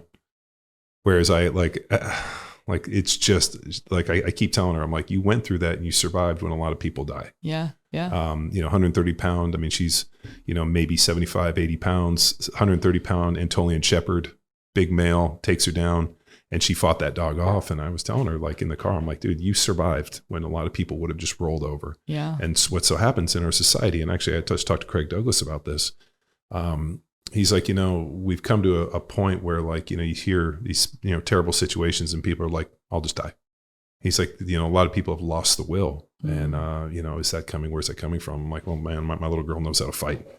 And that's something that, hopefully you instill. But I wonder in these situations, because what you're doing is you're creating a very controlled amount of stress. Mm-hmm. You're putting them in this ice cold. People are taught to fear the cold. Now all of a sudden you're teaching them to embrace it. And, it can't be anything other than positive. I'm just fascinated by what comes out of the water, and seeing people tear up in this. And then after I got done, there was a couple of our power athlete coaches that are moms and a little bit older. They were laughing about it. And they're like, I can't believe these wimps. They were completely fine and were had their girls there and they were totally fine. It's the strength of numbers. Yeah. Yeah. And I dug it. I thought it was cool. It's also I really have gotten a chance to work with and see men who are obviously strong and capable to do a lot of things and actually need someone to talk to or need to be able to say something or need to be able to own something for themselves. It doesn't necessarily mean they're going to go home and be like, man, the ice bath and my whole life has changed. And well, if you go to social media, that's exactly how it fucking that's looks. That's what's happening. Oh my God. I like, it's like the biohacking thing and the ice thing. Whenever I see like the farthest douchiness, I just feel I'm like, Kristin, like, this is awful. I mean, you hear people talking about like 3 minutes in the ice has changed their life. I'm like, how vapid was your life that just getting cold for 3 minutes changes it? I know, but I want to yes. And then drinking coffee with butter in it. Like somehow it's fucking changed your life. And now all of a sudden I can go on because I drink butter coffee. It's like, I know. I think a lot of those people too are people that aren't putting other sort of training bouts into the level to failure. Like, this is the thing. People don't know how to go to failure. And because we have this arc of our life where everything everyone sees is like our successes because it's just this microcosm, but we know we lived our whole lives and we've had the way we were training, the way our relationships fall apart, all the things that happen. We have all these failures, hopefully, because then we get growth from it. And then you put someone in an ice bath, it's pretty easy to fail and be like, this is fucking cold. I got to get out.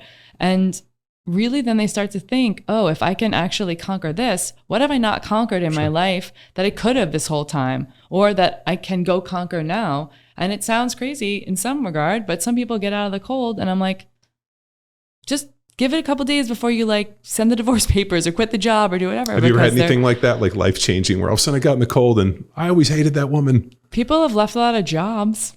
Yeah. I mean, not maybe necessarily the next day, but on the trajectory very shortly thereafter. You know, when you go to a big like meditation retreat or something, or what Joe Dispenza, I'm sure he says, like, give it 2 weeks before you make any drastic big commitments or changes. Yeah. But people feel, and people are holding things in their system and people don't know how to like breathe really well. Like, this is the big thing. Like I was just mentioning to you earlier before we started recording that I worked with the crew of the Denison swim coaches to really work with their 80 athletes in the school for swim season last season. And we specifically focused on breath. And those swim teams are training, if your daughter's been doing it, you know that there's not a lot of time to weave in breath activity. Yeah. And so 5 minutes before every practice, we weaved in a little bit of this breath protocol. We did a bit of included in their dry land training. And we added breath and to their other two measurements, which they test grip strength and vert jump. And so it was like, they tested all those three things twice a week over the season. And swimmers, insanely, you're like, these are great athletes and they don't all know how to take care of their breath based on stress, or they're on the blocks about to go off and people are next to them, they're competitors, and they psych themselves out completely, and they're doing things that then in turn mess with their breath cadence when they're swimming. And breath is everything, right? The least amount of breaths you take, the faster you get across the pool. Yeah. And so in working with them over the course of the season, we saw like in the majority of the athletes, it's like averages like 65% improvement on their bolts, it's a CO2 tolerance test where they exhale on their exhale test. And then all of a sudden the women are like, oh, we won the championship for the first time in 23 years. I'm not saying it's me. But I'm just saying. That's not how it sounds over here. Yeah. I'm just kidding. But like, I taught them breath. The next thing you know, they won the national champion. Story checks out. No, that story doesn't, but it's part of the process. But the coaches being dedicated to that. And then I walk in there and I'm like, I should put pigtails in. I'm not a swimmer of any sort of notable nature. And it's just over and over again, applying this simple tool, whether it be like sports performance in any sport or any training, it's changing people. One of the fascinating things that I've found in jiu-jitsu in the short, year plus that I've been doing it is, from playing football and all the things I've did over the course of my life, I'm like physical contact and hitting and people laying like this. I mean, like that doesn't stress me out. We were playing playoff game, Chicago Bears. I'm playing against Ted Washington, Keith Traylor. We go down the goal line. I cut him. So I drive my head through his knee. He falls, he spins around and sits on my head. Now, Keith Traylor's like 400 pounds, like orca fat, like really fat, wearing white pants. And as I'm laying on the ground, he sits on me, the weight of himself, and my helmet goes and like tightens on me. And all of a sudden I see the fat oozing through the helmet, and it's in my ear hole and it's in my face mask, and I'm stuck underneath the pile. There's like 50 people on top of me. There's not 50 literally, but there's a bunch of people. They ran the ball right behind me. We get a touchdown. So they're slowly pulling people off, and I'm stuck at the bottom with this 400-pound dude sitting on my helmet. And I started to like freak out, and I just like closed my eyes, and I was like, you can't move. If you freak out, this isn't going to help anybody. So I just like closed my eyes, took a deep breath, and just waited for them to peel everybody off. And I remember like being able to see the light as they peeled this big butt off of me. And so I've been through all these situations. Yeah, and what's pretty neat is when you go to jits and you start rolling with people that are new, I've had people where their hands start shaking and you can see them like getting this like emotional response, like as fight or flight. I was like, calm down. Like, dude, like nobody's getting beat up here. Like this is a very controlled, like this is just a bunch of adults wearing PJs rolling around. Like what are we doing here? And it's pretty interesting how people that have never been in a fight or combatives or done this stuff their whole life, like all of a sudden get into this and like they have this like incredible like handshaking and just like so wound up and like treating it. And I'm like, dude, we're here to learn. Chill out. Like you want to fight? Let's go to open mat or something. Like we're not giving out like belts and scholarships for what happens here in a 3-minute roll at the end of class. Yeah. And some of those things are autonomic though. Like that's, you have like a norepinephrine dump and then your body's like, whoa. But if you've done it before, then you know how to control it. Yeah. But I mean, if you're 30 or 40 years old and you've never done these things and now all of a sudden you put yourself into this deep water, it's fascinating to me how many adults have never been in this situation and now all of a sudden like venture into it later in life. Yeah. And have this response. Yeah. Just like the handshaking thing, seeing how nervous people are. I'm like, we'll be fine. Nobody's dying here today. And like, and at the very worst, some 400-pound dude sitting on your helmet, like is your darkest moment. Yeah. But like, I mean, the same thing too, with the breath stuff. Like, so for me, the breath stuff looks like I read James Nestor's book and immediately started taping my mouth. Yeah. The taping of the mouth thing was huge for me. Like I sleep so much more restful. My jaw doesn't crack anymore. And I find myself, now I'm like doing all the sleep tracking. My heart rate's better. So I consistently get to like 46, 47, 48 beats at like resting heart rate under 50, which is pretty good. And then my breath is anywhere from like 13 to 15 breaths a minute. Yeah. And I can tell because of course what I'll do is I'll tape my mouth for 3 days and then I won't tape it for 3 days. And I try to compare everything. Is this really working? But if I wake up without the tape, my jaw cracks and I'll take more breaths. And I just know when I take less breaths, I hit REM sleep faster. I have longer deep sleep. And my heart rate's better with less breaths when I tape my mouth. Yeah. So, I mean, and when you're breathing through your nose, you're like actually oxygenating your system better, which means you can recover better. And so all of that stuff is happening in this beautiful cascade. And it's such an easy thing. It's such an easy thing. And I know that there's also like on the social media, there's this like this surge of people being like, I'm going to mouth tape everything and never breathe through my mouth. And that there's like, we all know that that's like not really appropriate either. But testing that and then sleeping with it. And I always tell people in the beginning, if they're going to mouth tape for sleep, to do it 14 days straight to really get the body used to it. Because like for the first 3 to 5 days, you just wake up with it taken off. Yeah. Or it's like on your, how do you like tell me you're a biohacker without being a biohacker? You wake up with tapes on your forehead or your it's stuck on your pillow or like your partner. Yeah. Or you like rip it off and like this. My wife told me that I kept waking up like choking. And then after I wore the mouth tape, like she's like, that doesn't happen anymore. And you don't move. So the other thing too, which I'm going to give a huge plug for, is I got an 8 Sleep. They sponsored the podcast and they sent me a unit just for transparency. And I'm not kidding you. Like I had the chili cubes. Yeah. That 8 Sleep is next level. Like it so is cold. Oh my God. And what it does is it adjusts the temperature as you sleep. So what it does is when you're moving a bunch, it drops the temperature because you're moving to try to find a cooler part of the bed. So it starts adjusting it. And then like over the course, and then as I get, all of a sudden I'll wake up just when it starts to get real warm. I mean, it's unreal. But it's also, it learns you. Yeah. That's what's so amazing. It is. 8 Sleep, can you make one for an RV? Like one that fits a small RV should. bed? That's the challenge. You have a Starlink. How's a Starlink? It's great. I like to, I have a kill switch with it. So I kill it at night because I don't want to be like sleeping in a van that's just drawing in all of the EMF for the whole night that I'm sleeping. So I didn't want to have one unless I knew I could have like an off kill switch. Sure. But I like it. Sometimes it's like 80% works.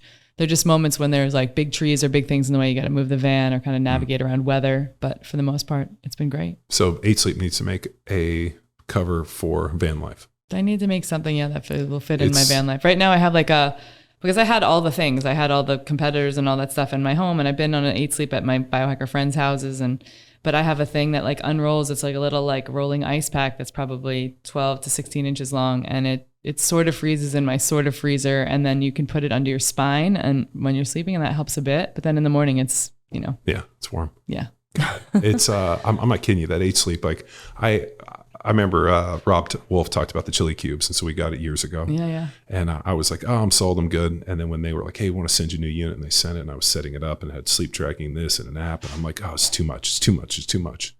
And then like the first night I laid in, and I was like, oh my God. And then, but you can airplane mode the whole thing at night, right? Yeah. So that your Wi-Fi is not on. It's just set to what it's like. Set it and forget it. Yeah.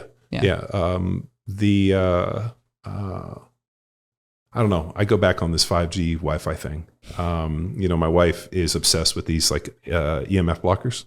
So she's like, gets them and puts them on everything. And all I know is I can't charge my phone. My computer doesn't get good reception. And so we kind of argue back and forth. She's like, how come you don't have EMF blockers on there? I'm like, we are bathed in all of this all the time. Like, I don't think that we can get away from it.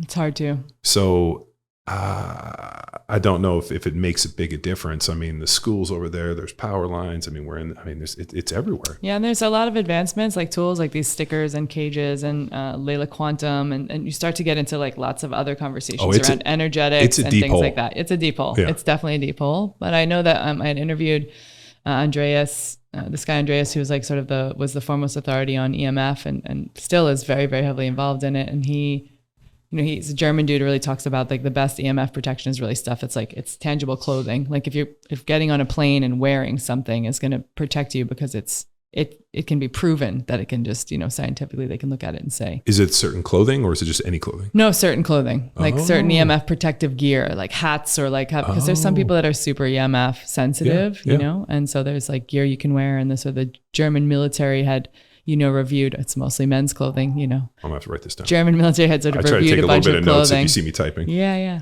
German EMF clothing. And so then they're like EMF clothing, yeah. I am, first of all, not that it's not a phobia, but I know how dirty planes are. Mm-hmm. So like I wear pants, long sleeve shirt. I try to wear like a hat or a beanie and shoes. And then I'll see people walking around barefoot on the plane or in shorts or skirts. And I'm like, oh God. They're pretty dirty, but on long haul flights, I take off my shoes. I like to wear compression socks, but there's just some moments that I'm like, I know.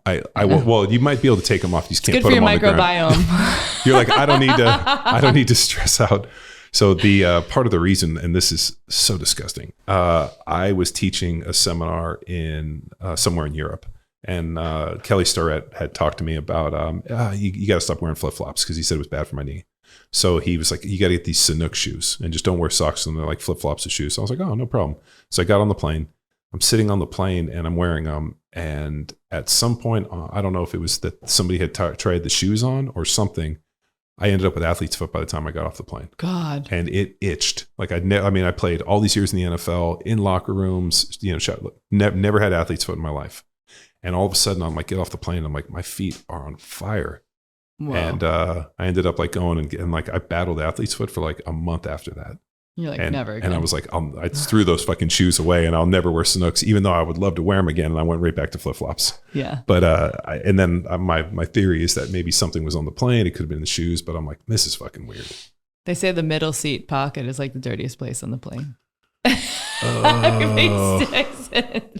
Or you see people like laying down with their head on the seat. I'm like, oh God, they're so disgusting. This is why you should be nasal breathing on the plane so that you can filter the air. I hate mass. So I weld and I fab and I build stuff and I grind metal. So I wear like N95 masks, and even though there's metal gets on there's still metal in my nose. And so I just hate breathing through the mask. And I'm always amazed at on the airplane, like breathing through, we had to wear them on the mask and then smelling it and being like, oh, he smells so terrible. And I know people are reusing these things. Yeah. I believe that it was 100 times, 1,000 times dirtier and less hypoallergenic with the mask than it was without it. Yeah, I think there's been a bunch of stuff that's been written up around it too. It's just like I was out like doing street sprints and during COVID, and people were like yelling at me for not wearing a mask. This is in California? Yeah. Hello. Dude, there was a lot Not in Texas. When I moved to Texas in the middle of quarantine, it was like, wait, COVID? What's COVID? Yeah. I was like, everyone is out and no one is masked. This is beautiful. But I got a lot of shame in California. I went hunting up in Brady, and this was like right in the middle of the lockdown. My buddy's like, hey, we're going to go hunting. So we went up there. We went to walked into this place, and I walked in and like people were wearing guns. Like nobody wore masks, like looking around. And I'm like, oh, if I can throw that thing in the trash. So there was a different parts of Texas that did not embrace it at all. Whereas in California, you saw the videos of people like shaming each other, calling the police knocking on people's door.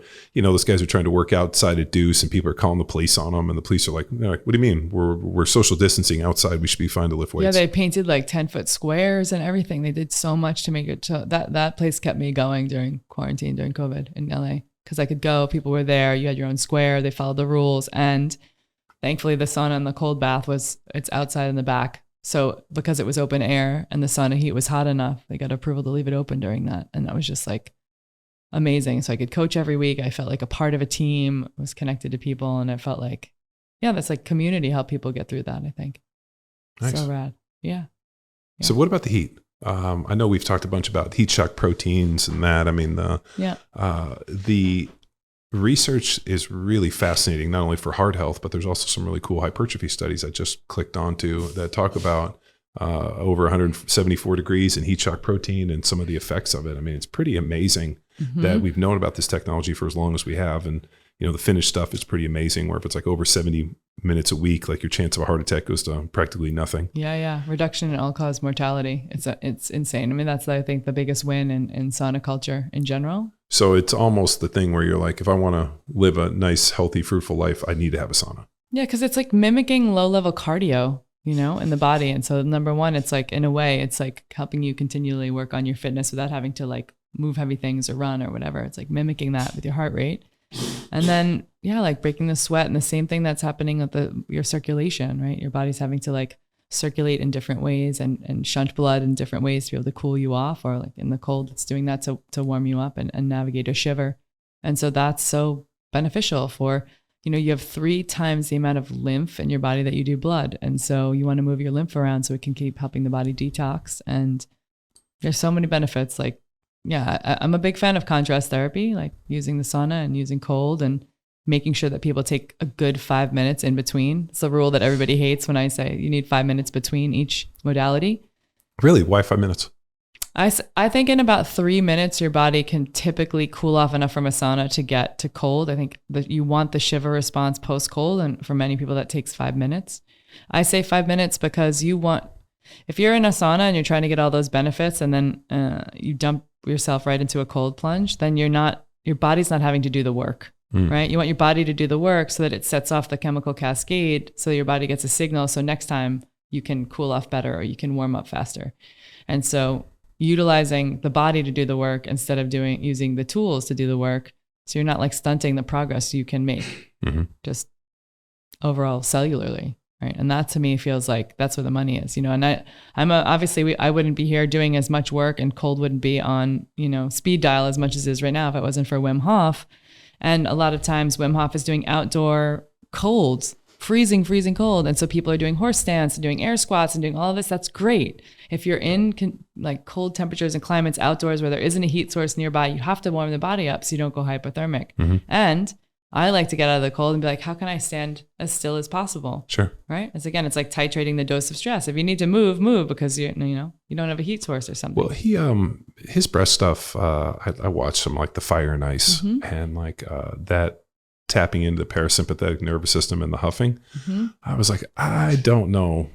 I mean, he's obviously doing it to combat the cold and probably like he's internal doing it to heat. combat the cold. And then the beautiful thing is, he's so known for that style. He does have other breathwork styles, but he's so known for that super ventilated style. And it can be dangerous, and we're all over breathing already.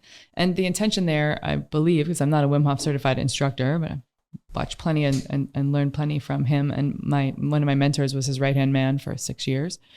Is the intention is, how do I get my nervous system toned to be sympathetically charged, like the cold I'm about to get in, so that I'm already there. And when I get in, the notion being, then it will be easier because I'm already there nervous system wise. I'm already like psyched up for it and I'm in.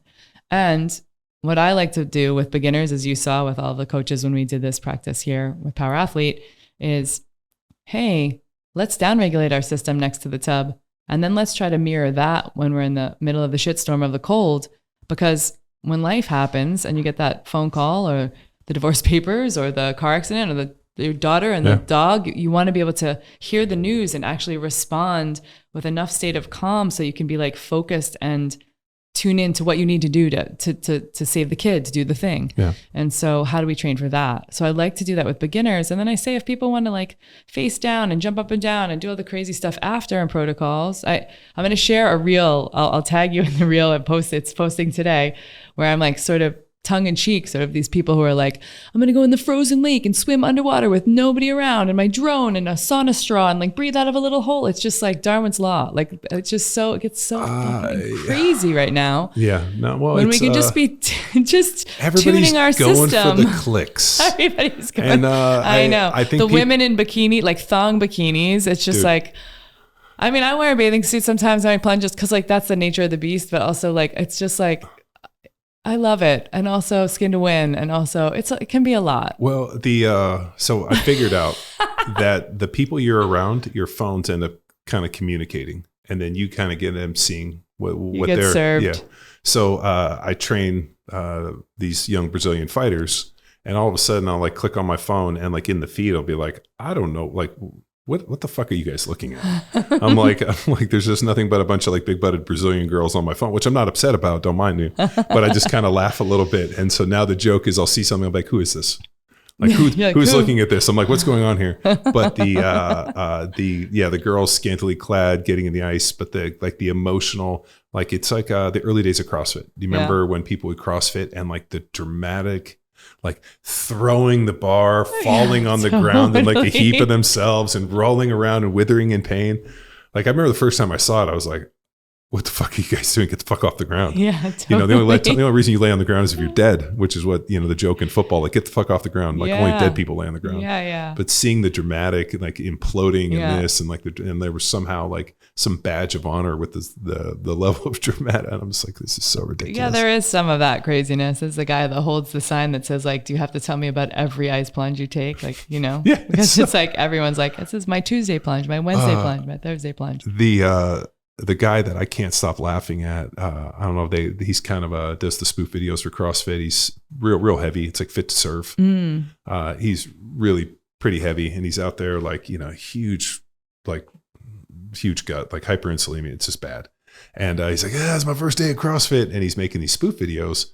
And I've been watching him, just waiting for him at some point from doing the videos and the stuff, he should be getting in shape. Leaner. Yeah, like he should be making progress. Was he the guy who put himself in an ice barrel but couldn't get all the way in? Yeah. Oh, okay. Right, so he's doing all these things for clicks in the videos. I mean, it's hilarious. But I thought just as a byproduct of doing the videos and the shoots and just doing it, like at some point he'd get in trouble, or not in trouble, in shape, or at least like look, you know, physically better. He's actually looking physically worse, which means that he's like, I got to keep this body. And he probably just leaves there and is just absolutely crushing food. And he like, it's funny. It's really, really hysterical because he's got some terrible tattoos and a mustache, and he's like, I've been doing these things. And I like, there's days like that where the internet wins, where it's just hilarious content. And then you see some girl like swimming in the lake with like a straw, and you're like, oh God, I hope she fucking dies. Yeah. Like there's that Icelandic woman who's like coming up from an ice hole cut in a lake, and she's like, espresso. And then she's like pouring her espresso and drinking it, and a million people. And it's like, okay, it's edutainment in some way. Yeah. I think it's just, I always say like whatever's going to get you to try cold is cool too, you know, like to each their own. And also there are benefits, you know, we don't always talk about them ad nauseum, and science can be like nerdy or dry for some people, but we have this chemical cascade where people are super stoked when they get out of the cold, and they're like, I want to film it. I'm going to share it. I'm going to show people how badass I am, you know? And there's something about, I think it's less about sort of that like rooster thing, like, look at me, especially in the initial days of doing your first or second ice bath. And it's more about like, I can do something hard, and it's a memory that they can tick, like surviving something so that they can go and thrive even more. What does it say about us that the hardest thing we do in our lives is 3 minutes in the cold? I don't know. I mean, it's the world we live in.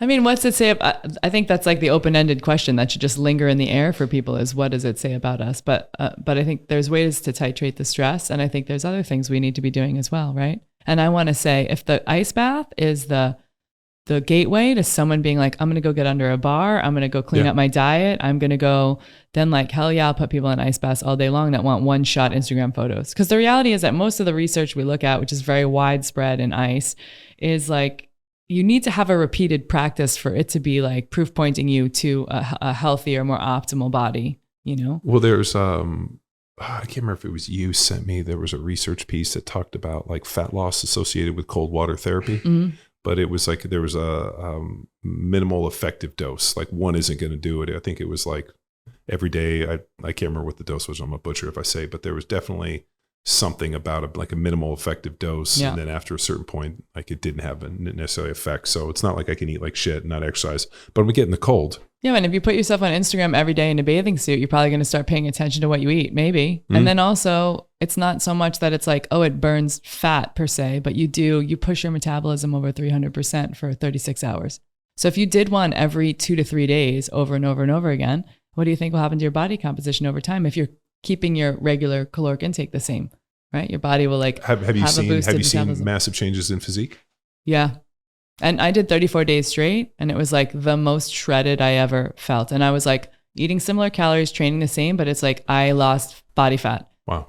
And so it looked nice. Would that I felt good about it. Yeah. I mean, but it wasn't why I was doing the ice bath, but it was a nice byproduct. We're, there's definitely research that talks about the cold blunting protein synthesis and mTOR and some of the muscle building. Yeah. So doing it away from from like strength training. Yeah, really important point for your listeners too. Yeah. Is that 4 to 5 hours away, and then what I really love to do is before. You got to have the ice bath available to where you're training and all the things. But I love to do an ice bath before I train. So it's like, I'll get in 5.5 minutes and then I will take a 10-minute rewarming period, and then we'll get on gear. Obviously you have to be careful and like an adult about your shiver response and safety and biomechanics and all of that. But I really like that. Just it seems to be like when I'm on an ARX, which is the thing that like reads your force potential and your output, you can see that post ice bath pushes, pulls, all, whatever you're doing is just greater. I, before every NFL game, every practice, I did contrast. So I'd always feel stiff. I'd go 3 minutes in the cold, 2 minutes in the hot, and I'd go back and forth for 20 minutes. So I do 4 cycles, and then I get out, I go get dressed, and I go to practice. And I got that from a guy named Sean Landetta. Yeah, that's great. And I felt great. What a warm up. Yeah. Everything. You're warming up everything. Yeah. It was incredible. Like if I had stiffness, like by the second or third contrast, it just went away. And I mean, there was no resting in between. It was just like, and I tried to get the water up, as hot as I could, and put in as much ice as I could. I never really checked the temperatures, other than I want to say like, I can't remember with the like 140, 135, 140 was on the heat. Yeah.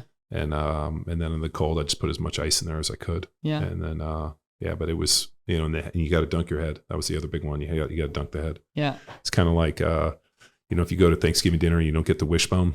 Doesn't always count, Yeah, totally. So like that's like a big thing in my family. Like we always cook a turkey, and we'd always like battle for who would get the wishbone, and then we go dry it and then have our little battle. Yeah. So it's like that was a big thing. Like Thanksgiving dinner is not the same without the wishbone. Yeah. Yeah. So, I like a dunk. I think, and people are all like, let me start with a cold shower. Let me start with a bowl of ice. It's like generally speaking, general population that's relatively healthy can get in a ice bath. They just can. But like some people are like, I'm afraid I'm going to start with a cold shower. No, no stopping if that's what you want to do. But I don't like to be pelted with cold droplets in my face, on my neck. I just want to get in the thing and like feel into it. And then like watch my nervous system turn over. And then like lately I've been doing a thing that's like working. I can't even do this when I'm walking really well, but it's like a peace sign and an okay sign. And then switching to the other hand where you're doing a peace sign and an okay sign. And then you're like peace sign, okay sign. And then get in the ice bath. Don't we get in trouble as white supremacists if you use the okay sign? Wasn't that like a big one? Cancel me. I don't know. Yeah. We got canceled for using the okay. So like, well, I'll do whatever the signs are. I'll do that. And I'm like walking around the neighborhood. I always try to get steps in, and I'm like, we're practicing that. And then I get in the ice bath, and I try to do that after I've like turned over after that first like 30, 60 seconds. Yeah.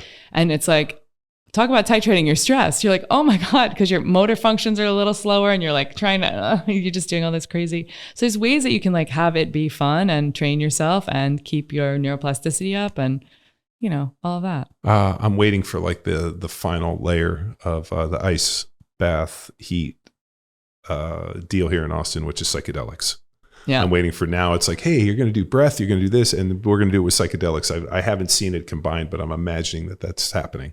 It could be happening. I will say this, that I will go and I will, I'm hired to go to some plant medicine weekends, and I'm not putting people through breath work or cold exposure while they're in the medicine, but in the day in between, in the morning when people wake up, I'll run a big breath work session that's sort of transformational, getting people out of sort of the prefrontal cortex or out of like default mode network rational mind so they can process some things emotionally. And then I'll put them in the cold, which really bonds people together and makes them feel safe when they're all getting out and like high-fiving each other and all that.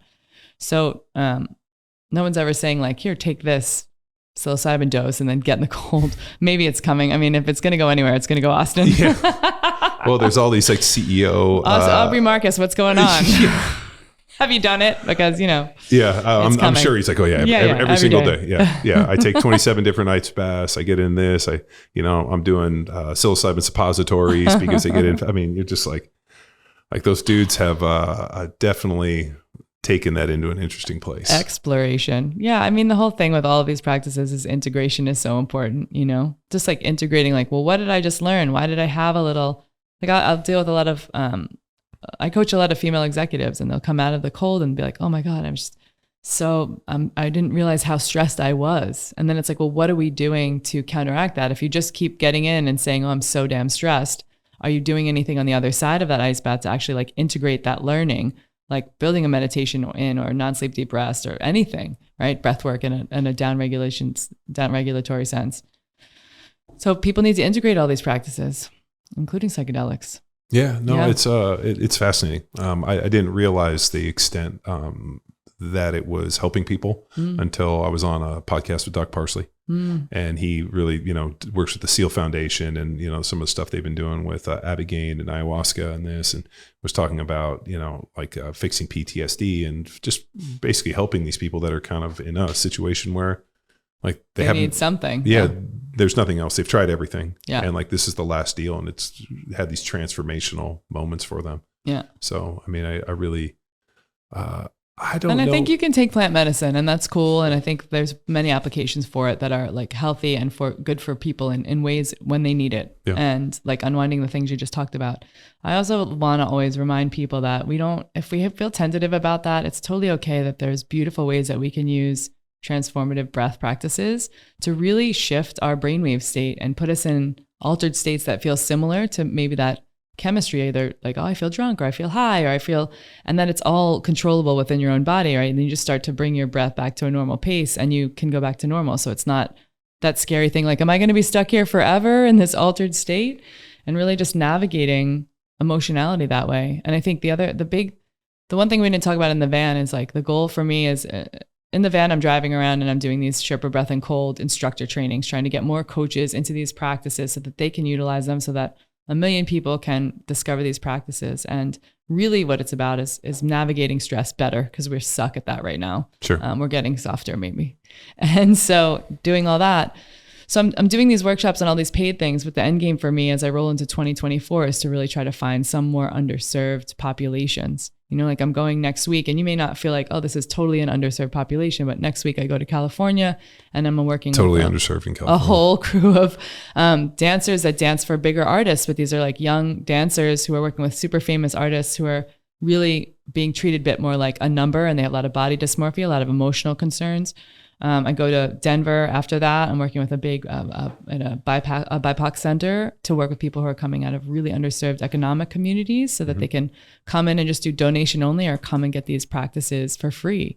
And that's the end game for me is like, how do I get across to all the humans, with breath and cold exposure? And how do I find people who are like, I saw that crazy thing on Instagram and I'd never do that because it won't help me or whatever, right? Like when I roll through Nebraska and I meet two little old ladies in the locker room that are like, we swim together every Tuesday. And I'm like, what about an ice bath? And they're like, hell no. And maybe it's a hell no for them. And that's okay. People should consent. So this is what you do. You just basically go to these random places and try to suck people into ice baths? I talk to people about breath and cold. Yeah, because you're like, hey, I got this tub in my van. You want to crawl in with me? I got a bunch of ice in there. It's going to be real weird. Let's get crazy. Yeah. I mean, I have a little form on my website. I want people to be like, hey, come here and do this with me. But I try to talk people into breath and cold. Do you have a trailer on the? I don't have a trailer, but I've been chatting with a few different companies about getting an inflatable for 2024. I'm gonna talk to a couple cooler companies. They have hard shell coolers now that are 100 gallons that I could trail on like a lifter gate on the back. I have not even trail, just put on I have a electric. huge Yeti cooler. Yeah. That's like you could easily take an ice bath in. It's fucking massive. Yeah. It fits like 1,000 beers. Yeah. It's so big. They like sent it to me and I'm like, what is this, a coffin? Like, what are we in, bury dead people in this thing? Like it's enormous. Yeah. You should call them and tell them there's a woman who wants to take ice baths to America and she needs a cooler to strap on the back of her I thing. don't know why Yeti doesn't make an ice bath. Well, I will say that Grizzly, which is their competitor, makes an ice bath they both have the safety hole in the bottom to drain that then coordinates with a Penguin chiller. And a Penguin chiller is rigged itself with all the fat. They send you the fitting for the cooler. And so that you can convert a cooler into an ice bath. Oh, shit. So there's like, people are getting after it. Yeah. You know? And so that's like, the end game for me is to like now I use the tubs that are all over, or I buy the plastic tubs and the big Rubbermaid ones and I leave them with the host so that they can do that more in the future. And people have fancy schmancy ones out there like Plunge and Roscoe Forge and Blue Cube and whatnot. Are those worth the money? I was just going to say, this is a great, people ask this question all the time. I think you better know that you like ice baths before you buy a $20,000 to $40,000 ice bath, right? Well, if you want to customize and get crazy and have like a flow rate that's like beyond belief and it feels like you're getting in a cold river every morning and no breakage and good maintenance, then spend it. But I think you need to know you really like it and you got to have the money to do that. Yeah, otherwise, there's ways to do it for less expensive. Yeah, there's my only reservation on the cold tubs is living here in Texas, especially being outside. It destroys everything. So finding one that's like, hey, if this thing gets destroyed by the Texas heat and just the egregious Texas everything, like how do you make it so that it doesn't like implode? Because fiberglass cracks. I mean, we have I'll take you around if you want to go around. I'll show you all the shit I've had to fix over the years that they said you'll never have to replace this, and then all of a sudden you touch like a PVC pipe and it explodes. Yeah. Because the heat and just the changes in temperature here. Moisture, everything. Yeah, it just destroys everything. Yeah. So my only reservation on actually those is, and I've talked to a bunch, yeah. And I'm like, I'm just, I would need something because for me, I'd put it outside. I poured a pad and I got the material to build a cover. It's got to be covered. Yeah. But it has to be able to survive the Texas weather. And I think at least nobody even though I've talked to, I'm like, are you going to guarantee it? Like if this thing gets fucked up, you're going to give me my money back? No. And I'm like, dude, I'm not buying it. Or come and repair it from scratch or something. Yeah. I would say that like the closest shot you have, and again, I don't have any affiliations at this point. I'm very cautious about it up to this date, although one day I'm sure someone will come and snake me into a partnership. And I'm open to that, just to put it out there. Sounds great. I'd love it. And also the one that I would say, because I've been in most of them, although it's hard to say that now because so many of these little pop-up ones, there's a new one every single day, right? That gets served to me. And is the Blue Cube. I mean, I'm digging the Plunge. It's great, but it's fiberglass, so outdoors, and it's great. But Blue Cube is the most expensive. Yeah. Let's be clear. It's also customized, but they build it like they're building you a custom wooden sailboat. It's layered with sealant. It's built for you. It sustains temperature. That's the other thing in Texas is it gets hot as heck. Yeah. And so how do you keep and maintain a temperature? But also like my partner and like I've used various different ice baths. I had a Roscoe Forge. I liked it. It was pretty solid, but just even having like an ice barrel, which is $1,000 or like a chest freezer and you need a good chiller system. That's really what it comes down to. Right. So like people always ask me what chiller. I found one on Amazon. It's $200. Let me get it. It's like never going to cut it. No, they have to be like high end, aquarium chillers that are like 0.8 to like a horsepower. And it's got to be like 3/4 to 1 horsepower. And they're like 15 to $3,000 just for the chillers. Yeah. And but Penguin, who I'm a super fan of, but no partnerships there. They sell one that's like just shy of 2 and it's built. It's a 3/4 horsepower, but it's got enough power and it can keep it cold in Texas heat. Yeah. Keep it to 40. Yeah. I mean, and that's a feat in Texas heat. Well, it was, I think we had 70 days over 100 and it was 40 days over 104. Mm-hmm. So I like, and that's always just been, I'm like, I think they're aesthetically cool. I think it's neat to have. I just don't want to have to, you spend $7,000, $8,000, $10,000 on this thing, and a year later you're like, fuck, I got to either get a new one or throw this thing in the trash because it can't survive. Yeah. So I mean, at that point, you're like, it makes sense to probably just go buy an ice maker. Mm-hmm. And then have one of the steel, horse troughs that'll live, those things are going to exist. Yeah, you can get like a restaurant ice. That's what we had at Deuce. I think it's like $6,000, $8,000. I don't know. You get a restaurant supply ice maker. Yeah, and just it makes ice, and those things are super durable. I mean, we had them in the NFL. I've seen them everywhere. I mean, I've even seen them used. You just have those, and you just shovel in ice into a big metal thing. So, and then you got to swap the ice out. Maybe throw some whatever you want to throw in there or throw it out every time. I mean, so there's, you could put a little food grade hydrogen peroxide. So, I mean, there's different ways to do it. I've been I've looked and there's so many pop-ups in this and this, and my whole thing has been like, I'm only like, I got no problem buying it, but are you going to warranty this thing? Yeah, like, but you could use a Rubbermaid tub, or you could use a metal trough, both in like the $200 range. And then you could rig a Penguin cooler, and it filters it ozonates it. Oh, I can make some shit. Yeah, you're like, I don't need Penguin. I'll build it myself. No, I mean, I would buy it, but like in terms of like setting it up and building it, like I emailed a company and I had some questions because I wanted to know like, hey, how you guys are building these to see if it, and they sent me their schematic, and I was like, oh fuck, I could build this. Yeah. This is like a pool deal. I was like, just leave this thing through. I like drew up plans. I'm like, I could probably build this thing pretty good. Yeah, and it's like you'd imagine. It's like insulating the lines, getting the right filter, all of that. Yeah, and then being able to do like we have ozone on our pool, like an ozone filter on our pool. Oh, cool. Yeah, so that's like been a. Oh, that's great. The whole pool needs no chlorine. Yeah. We were told it would need chlorine, but they still have to use a little bit because it's such a big thing. And then the Texas, because the heat and the cold is so just extreme, that all of a sudden, if because one day it'll be, we got up the other day and it was 48 degrees. And by 2:00 in the afternoon, it was 100 degrees. Yeah. I mean, that's almost over 50 degrees of shift.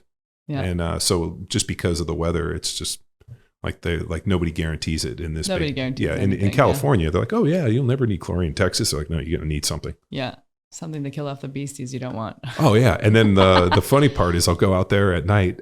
So I always go out, like we have feeders and I just kind of like cams, and I always kind of go out and kind of scan on the thermal, and there's always frogs. Like there's frogs hopping in and out. They're like, ooh, there's nobody there, hop in and out.